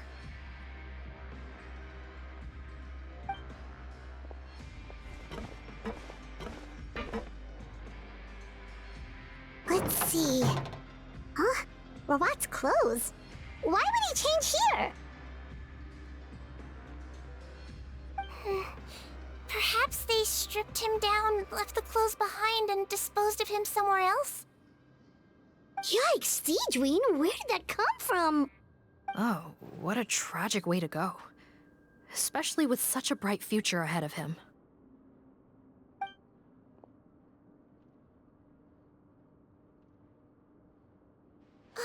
There's a path leading further on, Officer Morgan. Let's keep up the pace.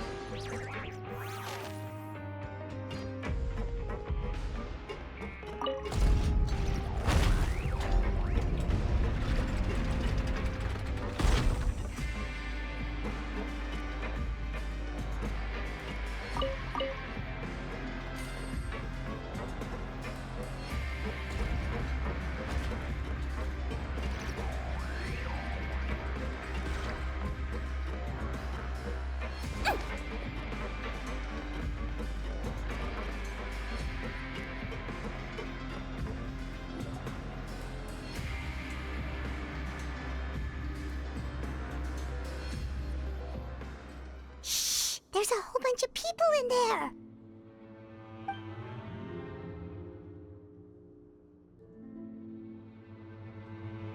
Are you serious? You're telling us that within a day, our faces are going to rot like yours? Fontanian physiology changed dramatically after that great flood, and it's not as compatible with this face-changing solution as before. The side effects are as you can see. Why didn't you say anything before we all used it? Look, my plan got you all out of prison, didn't it?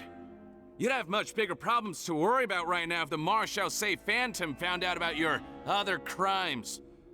Consider an ugly mug getting off lightly. Ugh. You're just lucky we didn't leave you in there after you disappeared on us with no warning. We only let it slide because we're former partners. And now you have the gall to pull a stunt like this? Partners? Make no mistake, each of us is only looking out for himself. If you place too much trust in others, well, I'm afraid that's your problem. You hid things from me too. Remember how you each had a spare potion? You kept quiet about it until we planned the prison break? Oh, and you didn't have a secret spare? Then do you want to explain how you melted your face off before all this? Guys, that's enough. Calm down. It is what it is. Arguing won't change anything. What's the plan, Parton? I'm assuming you brought us here for a reason? There is no plan. We followed him here on the promise of more juice, but it turns out there ain't a drop here. Besides, what does it matter now anyway?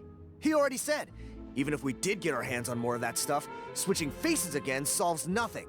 They're still gonna melt off eventually. I said enough arguing! Parton, tell us the plan. The most practical solution is to continue using the potion. Keep switching to a new face before the ulcers can start forming. Are you kidding me? This stuff was hard enough to get a hold of even when we had a supply. Now you're asking us to use it like skin lotion, after the flood all but wiped the supply out? Well, there is another option. But you'll have to make a deal with me first. Okay, now we're talking. What's the deal? I have a document I took from that researcher that details how to make a replacement.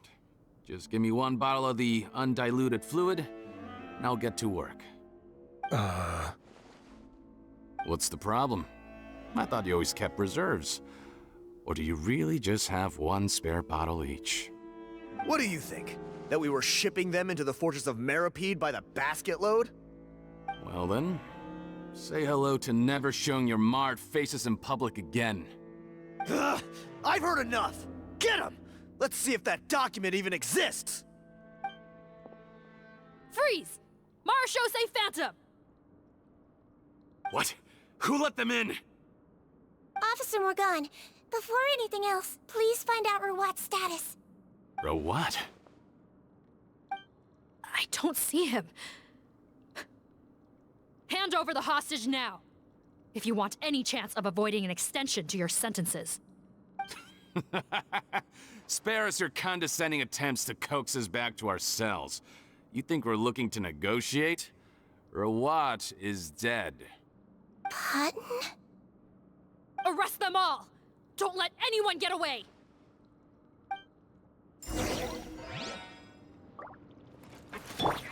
There is no escape!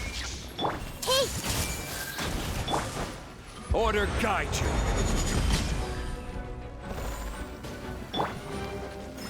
Floaty floaty!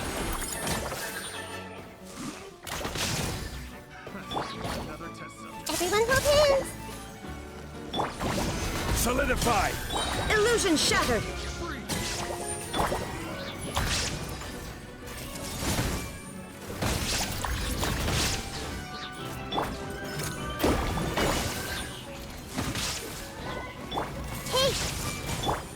This is order.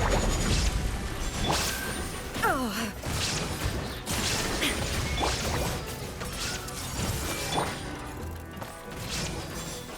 I swear, it's for medical research! Huh. Gotta say, I never expected to see the head nurse in combat. Some patients respond better to a more aggressive treatment plan. Did we get everyone? Captain, we finished the head count. Potten's missing. Over there! The door's closing!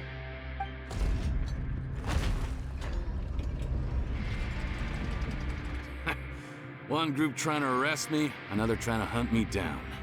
Good. I gotta kill two birds with one stone. How did he get up there? There must be a secret passage somewhere. Find it! Don't waste your energy. I already sealed it off. How naive. We have more people outside. If we're not back out by the agreed time, they'll come to our rescue. Well then, you'd better hope they get here in time.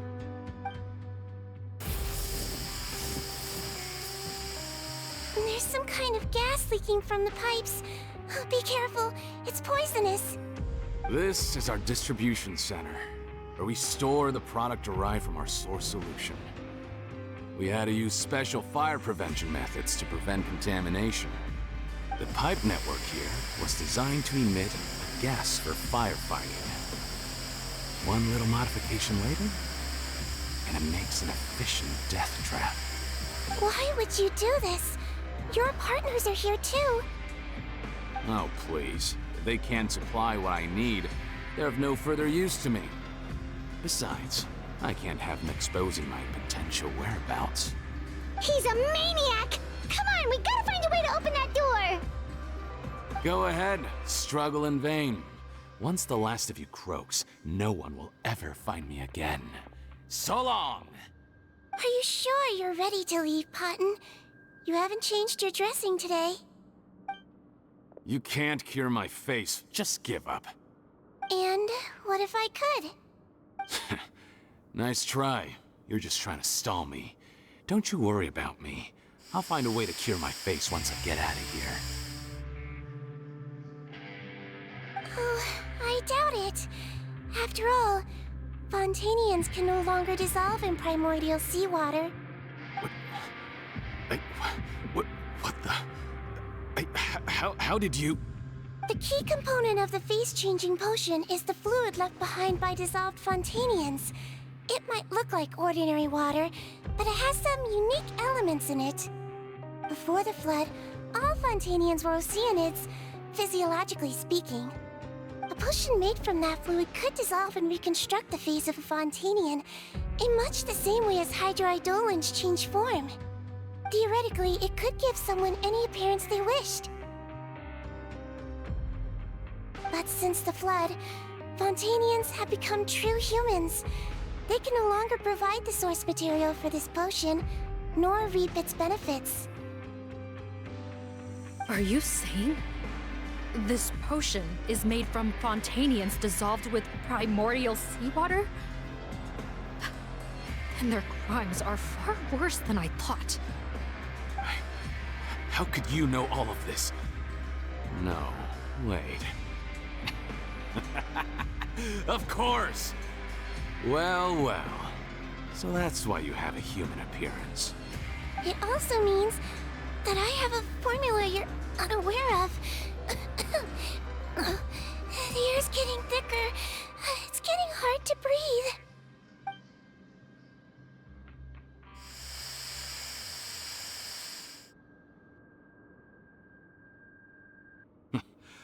I might get to make a deal today after all.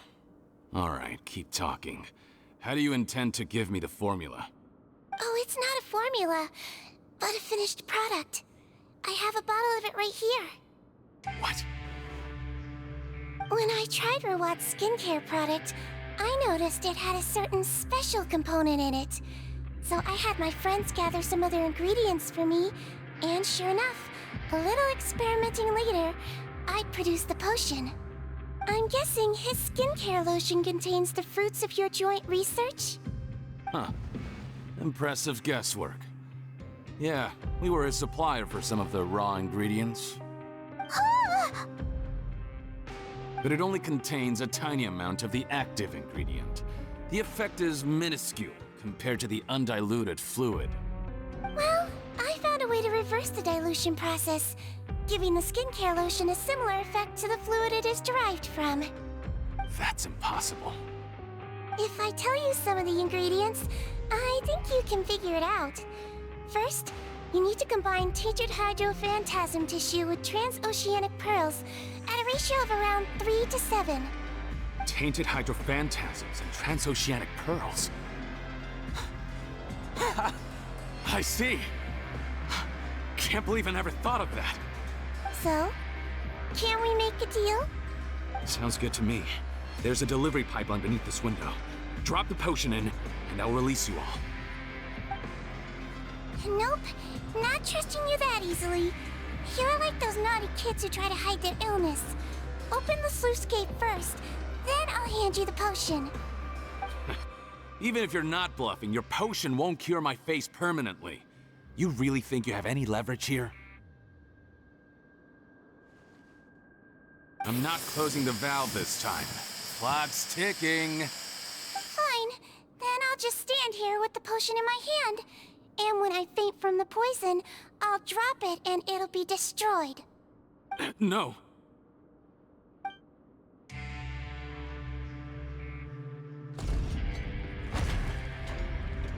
It's open! Disable that sluice gate! Jam it! Don't let it close again! That's more like it. In that case, a promise is a promise. Head nurse, there's too much poison gas in here. We have to leave, now!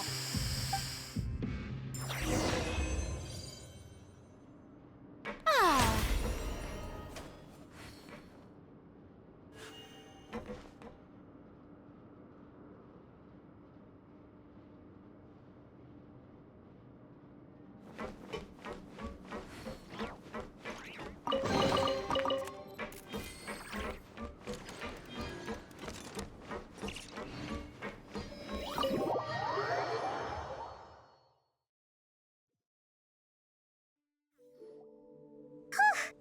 That was too close. That button is a real nasty piece of work. Oh, don't be too quick to sit down. Moving around a little will help relieve the soreness. Same goes for you, Traveler. Oh, but Paimon, you should be fine, right? Flying fast is pretty tiring too, actually. Anyway, that's not important right now. Paimon's still shocked to learn that there's a whole criminal operation going on behind that skincare lotion. Shame I ended up giving the improved version to Potton after finally making it for you. I'll make you some more, I promise. No, please don't. Paimon doesn't want to use that stuff anymore. Still, it was a pretty good job that Paimon wanted to buy some in the first place, huh? It ended up saving everyone's lives. That's gotta count for something. Yeah, Paimon was just kidding. Head nurse. I've done a final head count of our team and the criminals. Everyone's here and doing fine. We're ready to escort the fugitives back to the fortress of Meripede. It's a shame that we didn't find Rawat. At this point, I'm afraid he's probably deceased. What a horrible bunch.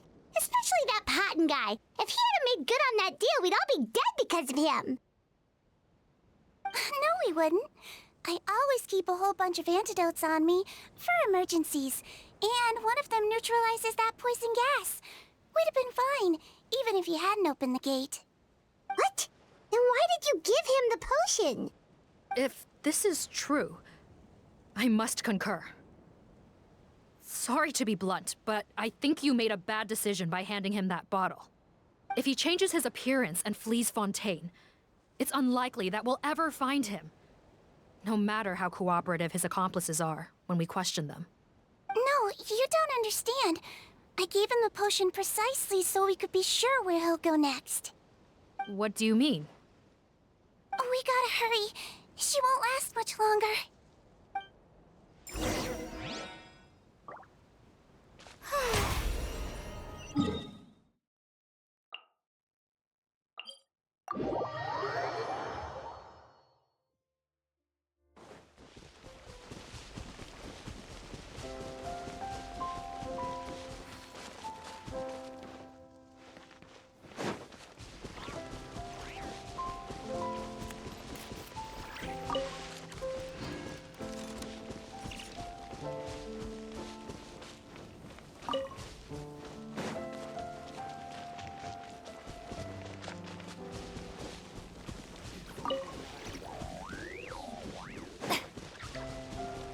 Everyone hold hands.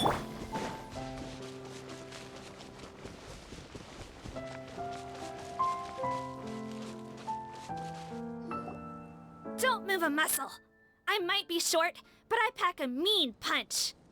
Captain, you're just in time. While I was lying in wait, I spotted this crook snooping around, trying to find a way in. So I detained him. Whoa. His face. Are you... Potton? So this is where you were heading, huh? What? This is how Potton looked before his face was marred. His current appearance matches the mugshot on his arrest warrant. I see. Wait, so what's going on? Wasn't the whole point of the potion to disguise himself and escape Fontaine? Why would he change back to his original face and run right into our trap? Enough of this nonsense. Let me in. You better pipe down. There's an old lady in there who's very sick. No way are we letting a crook like you inside. To heck with it. Listen to me. I'm Rawat. That's my mother in there. He's gotta be lying, right? Rawat was a victim in all this. He was forced into it against his will. How can he and this monster be the same person? Forced against his will? That's the funniest thing I've heard all day.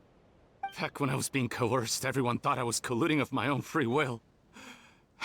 And then when I actually became a criminal in my own right, you all suddenly thought I must be under duress. Amazing what a difference a handsome face makes. Save us the speech. Explain yourself. You want an explanation? Fine. I'll tell it how it is. When I was just Potton, the whole world treated me with contempt. Ew. What do you want? Get away from me. Women despise me. Collaborate? You don't look like much of a researcher to me. My peers scorned me. Mr. Potton, was it? I'm most interested in your research. Consider my offer carefully. I doubt you'll find other investment opportunities. Only villains would work with me. You want out of the game? Forget about it. Turns out, I slipped up a little. Left your picture with some Marechaussee Phantom officers. Easy mistake to make. Now they've listed you as an accomplice and drawn up an arrest warrant. So I suggest you put any thoughts of running away to rest. If you get caught by the guards for being in the synth business, you ain't ever seeing the light of day again.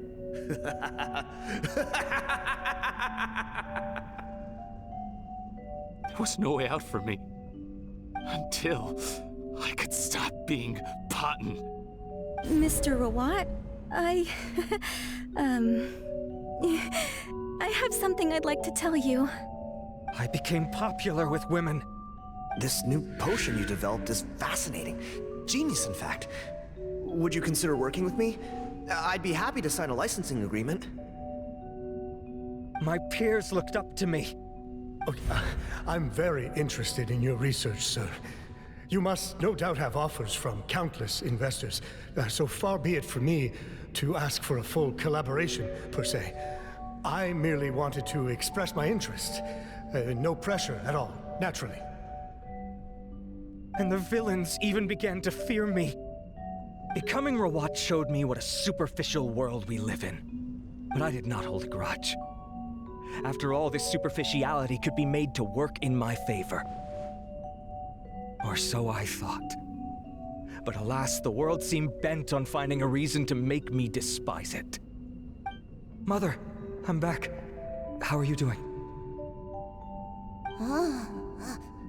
Who are you? I bought the best medicine Mora could buy, but nothing would cure her illness. In the end, I hoped she'd at least be able to see her son one last time before she passed, but when everyone else rejected me, the only person who cared about me was my mother. Then, when I became a rising star in the Fontaine Research Institute, I was unrecognizable to her. I have to let her see me again. Even if it means donning my own wretched, ugly face. Well, is that enough explaining for you? Now do you understand? Let me inside already! Have you ever considered if you'll even be able to look your mother in the eyes after what you've done? You found a way to completely change your identity. You could easily have escaped from them. But no, you chose to keep working with them. Why would I want to give up on such a lucrative business? The profits were dozens of times that of the synth business, and it was all above board.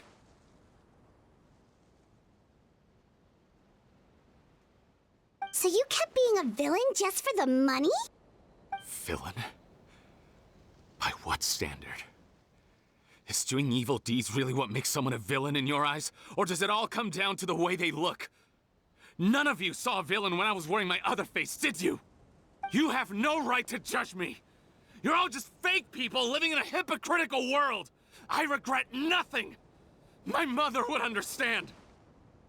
You're a villain to the core! But especially that tongue! Honestly, I don't see a villain when I look at your current face either. Don't humor me. You don't seem surprised by my confession in the least. How long have you known the truth? I didn't know anything for sure until you chose to take that potion bottle and spare our lives. But if you're asking when I started suspecting you, it was the first time you came to see me at the infirmary. I had to confirm my suspicions. That's why I chose to join this investigation. Are you kidding me? A young, promising researcher and a wretched criminal? What on earth gave you the idea that they could be one and the same person? Well, there were no visual clues. This potion's face-changing effects are very powerful. Even as a Melazine, I couldn't see through the disguise. But I believe I understand humanity a little better than most of my kind.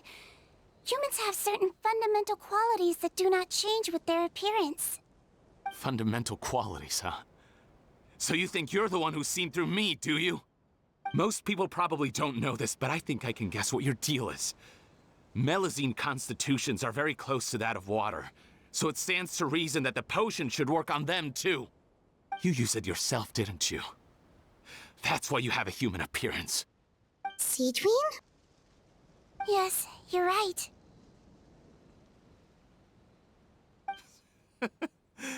I'll bet it was back in the days when Melazines were discriminated against because of their appearance. It was either carry on living in the gutters as part of an alien race cast out by humanity, or become the head nurse of the Fortress of Meripede, revered by all. Not a hard choice to make. It's a no-brainer. So you see, you and I were the same. And I'm the one who saw through you! That's not important right now. You came here to see your mother, didn't you? Well, I can grant you your wish. Huh? Head nurse, I'm not sure that's a good idea in his current state. Don't worry. Back in the warehouse when I traded the potion for our lives, I was doing it to test him. He was willing to risk sacrificing his only chance of escaping capture by opening the gate in exchange for the potion. Also, he could see his mother again. If nothing else, his concern for his mother is genuine. I see. So before you arrest him, please allow him to see his mother one last time. The Traveler and I will accompany him. You have nothing to worry about. All right. I understand.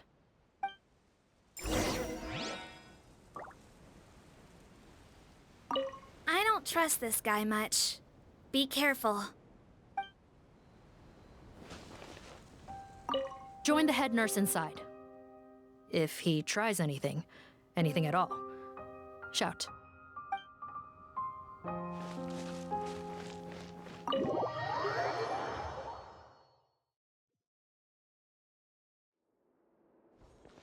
Mom? It's me, Potton, your son. You recognize me now, don't you? Mom, what's wrong? I'm sorry, but I have some bad news. I examined your mother last time we were here, and it appears that due to her prolonged fever, she's lost her eyesight. What? Your appearance no longer has any bearing on her ability to recognize you. But there are always other ways to remind our loved ones who we are. Wouldn't you say? No, it can't be. Please, Mom, open your eyes. It's me, your son, Potton. If you really can't see my face, then here, take my hand. Tell me you feel your son's hand. I've done so much to get to this point. Please, you have to recognize me. No. The temperature of his palm must have changed. I'm sorry. It seems I couldn't bring him back to you after all.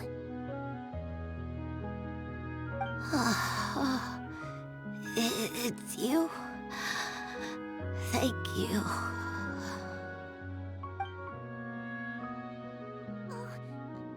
Of course.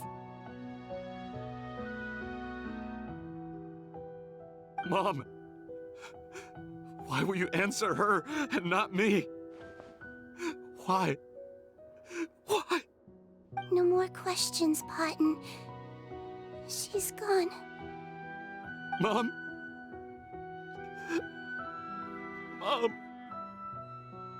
I'm sorry to say this, Potton, but you and I are not the same.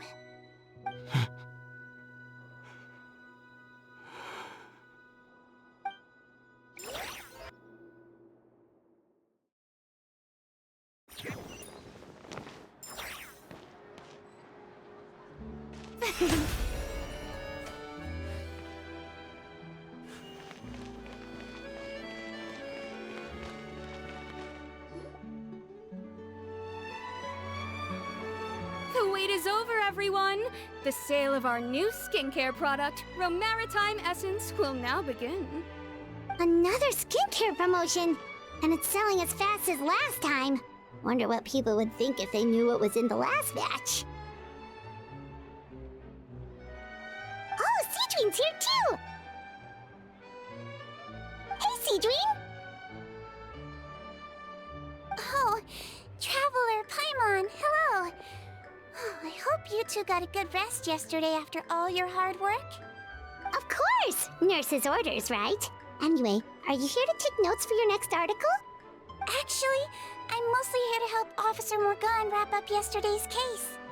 Ah, that reminds Paimon. That stuff sold like crazy, didn't it? Is it gonna cause huge problems? Nope, there's nothing to worry about. Unless modified, Butterfly Dew is an excellent skincare product that's completely safe to use. Besides, officers have already retrieved all Butterfly Dew purchased on the market. Now it's just a matter of disposal. After consulting Monsieur Nervulette, I came up with a way to neutralize any harmful effects, so it'll evaporate naturally without polluting water or soil. Wow, it's Sigewinne to the rescue again! Thank you for serving as our consultant, head nurse. All the butterfly dew we recovered has been disposed of, according to your instructions. Great! Good job, everyone! Also, you mentioned you wanted a copy of Rawat's interrogation records. Well, technically, Potten's records. Anyway, I have them with me. Here. After he saw his mother for the last time, it was like all his mental defenses came crashing down. He put up no resistance during the interrogation, and answered all our questions. We learned a lot. Apparently, the formula was something he discovered by chance while helping the criminal gang produce synth. Later, he came up with the idea to dilute it and use the resulting substance as a skincare product. Their supplier was Vache, but you could also argue that they were the ones doing him a favor.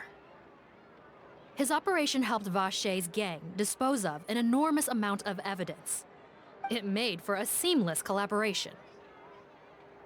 One man's trash was another man's treasure, and there were no loose ends. It's no wonder we never noticed what Potten's gang was up to. Vache again, huh? Is there still no end to the harm he caused? Make no mistake. The crimes of Vache and his accomplices will come to an end. It's only a matter of time. Since the flood cut off their supply of primordial seawater, they've been forced to resort to riskier methods, like using their private reserve to attack people on the street. Naturally, those attempts all ended in failure. After receiving numerous reports, we were able to zero in on the gang and eventually round them up. That sounds more like it! Based on what he told us in his confession, we pretty much had him backed into a corner, even though he made a point of distancing himself from the gang while disguised as Rawat. He tried to throw us off his tail by reporting his accomplices, giving him enough time to transform back into Potten and see his mother one last time. But there was one thing he hadn't anticipated. Even though Potten had been missing for a long time, we were very much still on the lookout for him. So the moment he appeared in public after changing back to his original appearance, we caught him. So he tried this once before, huh? Guess he really did want his mother to see him again. But in the end... Looking at the interrogation records, it seems like he spent the first sum of money he earned as Rawat on his mother's treatment. Yes, which is why I suspect that his initial motive for using the potion was not personal greed, but a desire to become somebody who had the power to save her. Even so, he went too far. In the end, he got what he deserved. I understand. Thank you for bringing me these records. Why did you want them anyway? Potten was one of my patients, so I need to put together a medical file for him. My teacher always stressed that a person's life experiences are just as important to their file as their medical history. Why are you still treating him like your patient? Isn't he kinda beyond redemption now? That may be true, but a patient is a patient, regardless of the choices that bring them to my care. One last thing, head nurse. Please keep everything you know about this potion a secret. It would be for the best if most of Fontaine knows nothing of its existence. I know my fellow officers and I will be able to sleep easier if that's the case. Of course, not to worry. Thank you for understanding. I'll take my leave then. So, Sigewinne, did you really use that potion yourself? Why do you sound so surprised, Paimon? I told you all about it. It was quite a while ago now. You mean that story about the witch and the potion? So it was really, actually, genuinely a true story? Yes, it really actually genuinely was. But... I know. There are some secrets I can't tell anyone about. But considering everything we've been through together, I know I can trust you with them. Before I tell you though, could you follow me somewhere? I want to pay my respects to an old friend. Of course!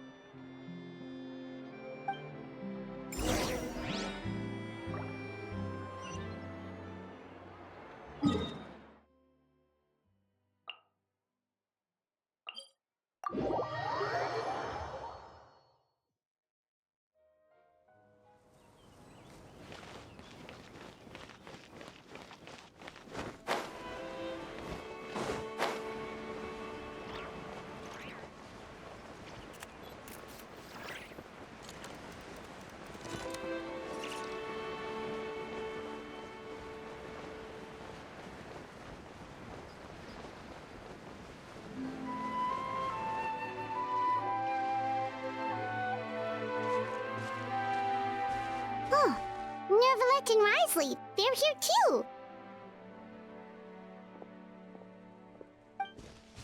Good to see you, Traveler. Paimon. I trust all has been going well for you?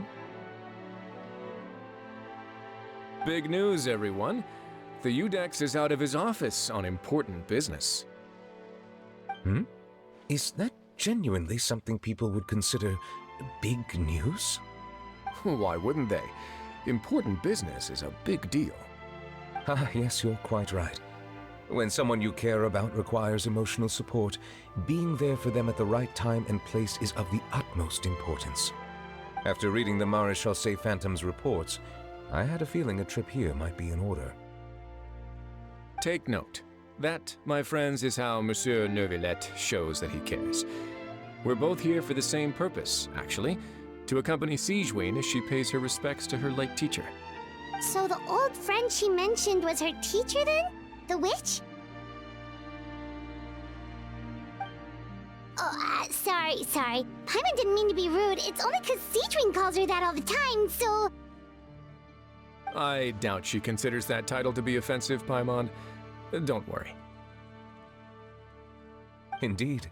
In fact, I believe Sigewinne would take it as a sign of affection. She has spoken of this doctor on many occasions, and it sounds like she was a truly generous individual. In those days, many people harbored prejudices against Melusines.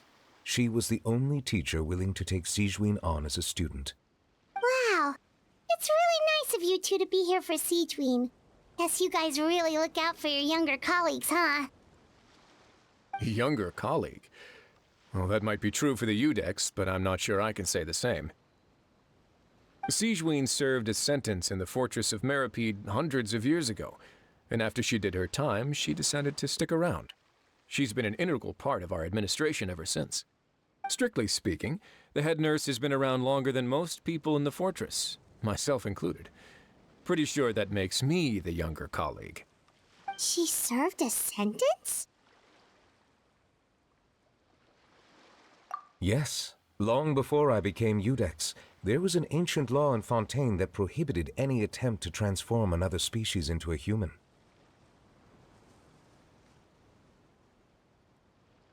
Initially, I and most researchers believed this law to have been imposed due to ethical concerns. But now, it seems more likely that the law was nothing more than an insurance policy, a way for Egeria to ensure that her people would remain insulated from the truth, thus enabling them to lead more straightforward, happier lives. Ignorance is bliss, as they say. Sigewinne had her reasons for choosing to obtain a human form, but the act was nonetheless in clear violation of the law. Could you tell us a little bit more about what happened back then? Certainly. Sigewinne does not object to her close friends learning about her history. In fact, I first learned of it myself because she confessed the truth to me of her own volition.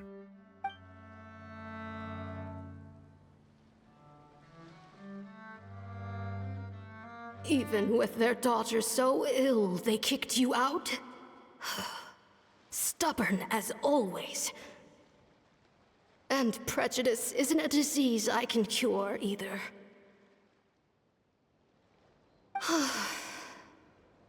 Shame that I don't have the energy to get over there. You're laughable, you old witch. You want to save everyone in Fontaine, but you can't even save the patient before you. Master, what are you... I discovered a strange disease, one I suspect that every Fontainian suffers from. But without witnesses or proof, no one will believe me. I had no choice but to experiment on myself to find a cure, but I hit a wall. And as you can see, it took a wretched toll on me. Then I'll find a cure for you, and then you can go cure her. There's no need. I am beyond saving now. There's nothing you can do. But, Master... As I said before, a doctor's duty is to treat whatever ailments they can. I know, but they don't trust me at all.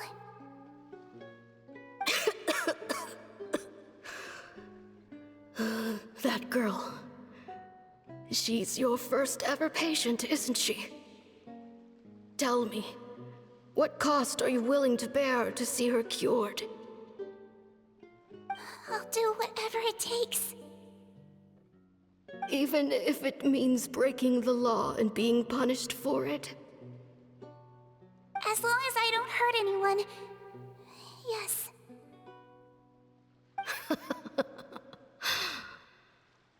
Spoken like a true student of mine. Then I shall make one more final gamble. And see my experiment through to its end. Leave me for now, and come back in 2 hours. If I am able to work this miracle, then I will have found a way to save all Fontainians, and I shall be able to help you treat that girl. If not, then it means there is one more disease in this world that I cannot treat. In that case, do not come looking for me. I will leave you a parting gift. An accidental discovery happened upon through my study of this strange disease. It has little use, but it will at least help you cure this one patient you can reach.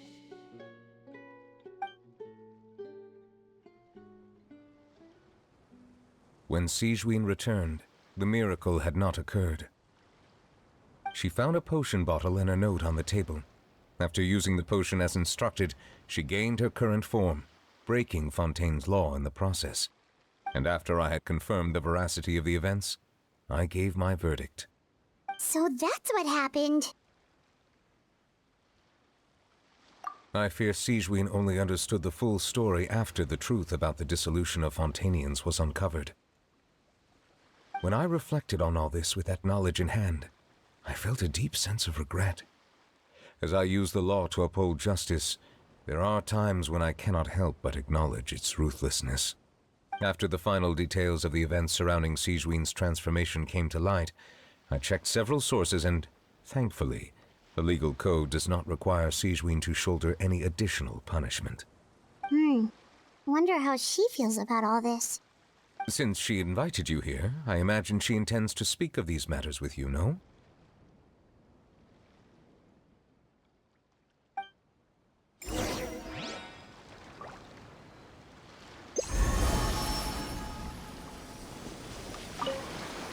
On behalf of the Maréchaussée Phantom, I would like to once again thank the Fortress of Meropide for your assistance in the response to yesterday's prison break. Our head nurse and the Traveler in Paimon did most of the heavy lifting, I would say. Sigewinne seems to be in good spirits. I trust work hasn't been too hard on her lately? Well, she might be the only permanent medical staff in the fortress, but there's plenty of people with medical knowledge willing to help her out. I am most relieved to hear it. The way you're asking after her well-being makes you sound like a concerned parent. Well, I won't lie. I've always seen myself that way. Showing your age a bit there, don't you think? Indeed. Actually, I often forget just how much older I am than you. Well, while we're on the topic, what did you do before getting this job anyway? Spend all day swimming in the sea from east to west and then north to south? Yes, and from the surface to the ocean floor on occasion. Wow. Impressive. Apologies, that was merely an attempt at humor. You can disregard what I said. That's impossible, I'm afraid. My imagination's already running wild.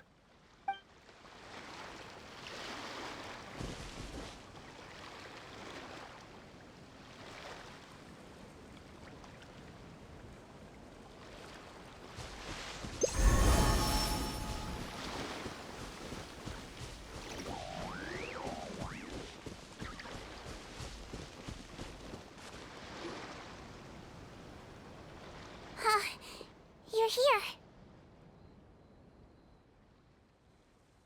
The old friend I mentioned was my teacher. When she passed, her body was nowhere to be found. All that's left of her is an empty tomb. And even that's deep underwater now. Sigewinne, the witch who gave you the magic potion, she was your teacher, wasn't she? Sounds like Monsieur Neuvillette filled you in. After learning the truth, it must have been hard to process, huh? Well, to be honest, after I realized what really happened that night, my first thought was that it kind of made sense. It seemed exactly like the sort of thing she would do. But she was planning to sacrifice herself and never told you. That's just who she was. If lying is what it took to get a kid to take their medicine, then that's what she'd do. Alright, but why did you turn yourself in? I broke the law, simple as that. My teacher made her choice, and I made mine. True. It's just the way Potton framed it when he was asking you all those questions, it made Paimon really mad. You're not like him at all, and everything Neuvillette said confirms that. And yet, you were still convicted and thrown in prison. It just feels so unfair. Unfair? I happen to think just the opposite. If I hadn't served that time, I'm not sure I would have been able to stay strong when he was questioning me. What makes you say that? I knew you'd be curious. Let me tell you a story.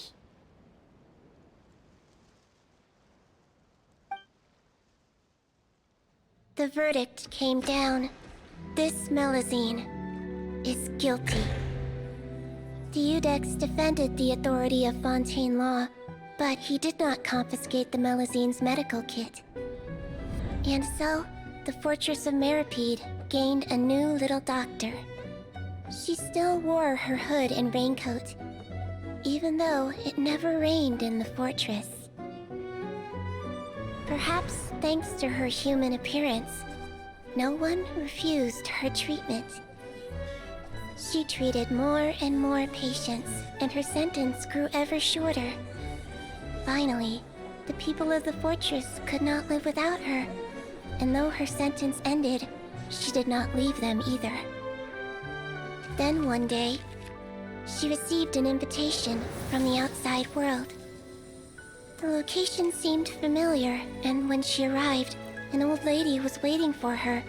She saw right through the Melazine's disguise, but didn't reveal it. Instead, she asked a question. Tell me, why do you think you gained the respect of so many people, despite being a Melazine? Because I look like a human? It's been 50 years, Sigewinne, and you haven't aged a day.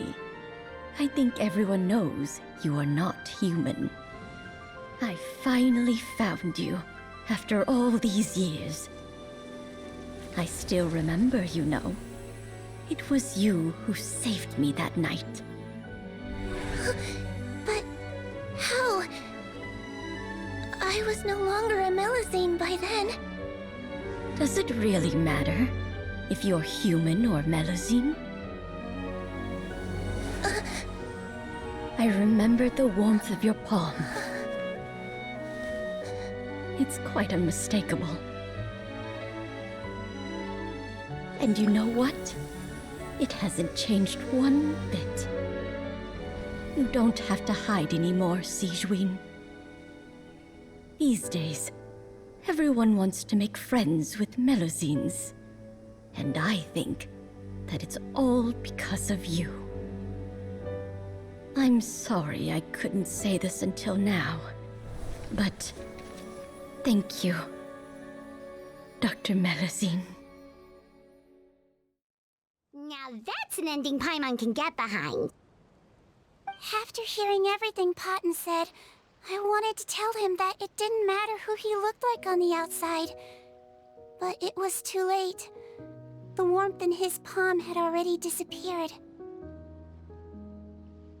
I tried to treat him, but the roots of his problem had nothing to do with his face. I understand. Thanks, you two. I appreciate you being here for me while I talk this through. Oh, it's nothing. Our pleasure. Oh, there's one more reason I invited you here. It's about time I finally give you what I promised. In order to restore the appearances of the face-swapping victims, the Marechaussee Phantom gave me special permission to make a few bottles of that potion.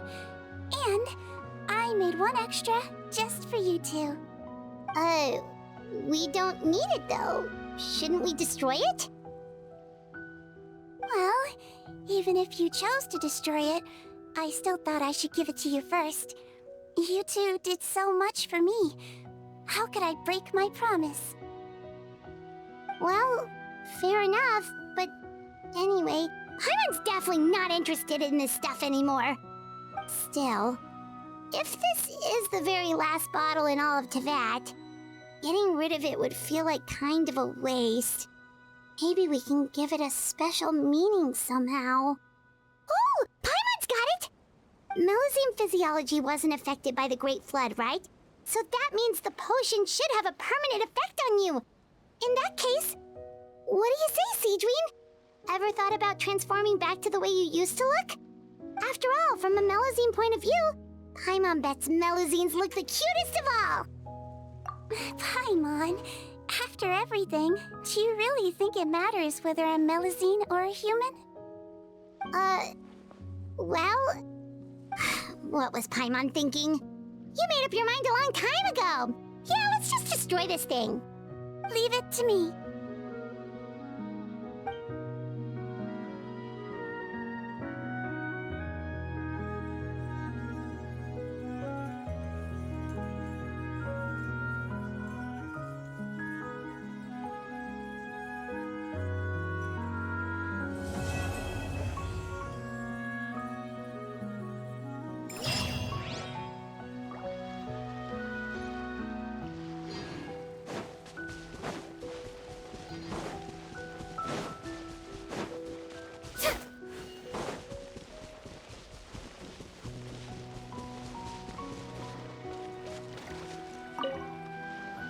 like to stay here with my teacher for a little longer.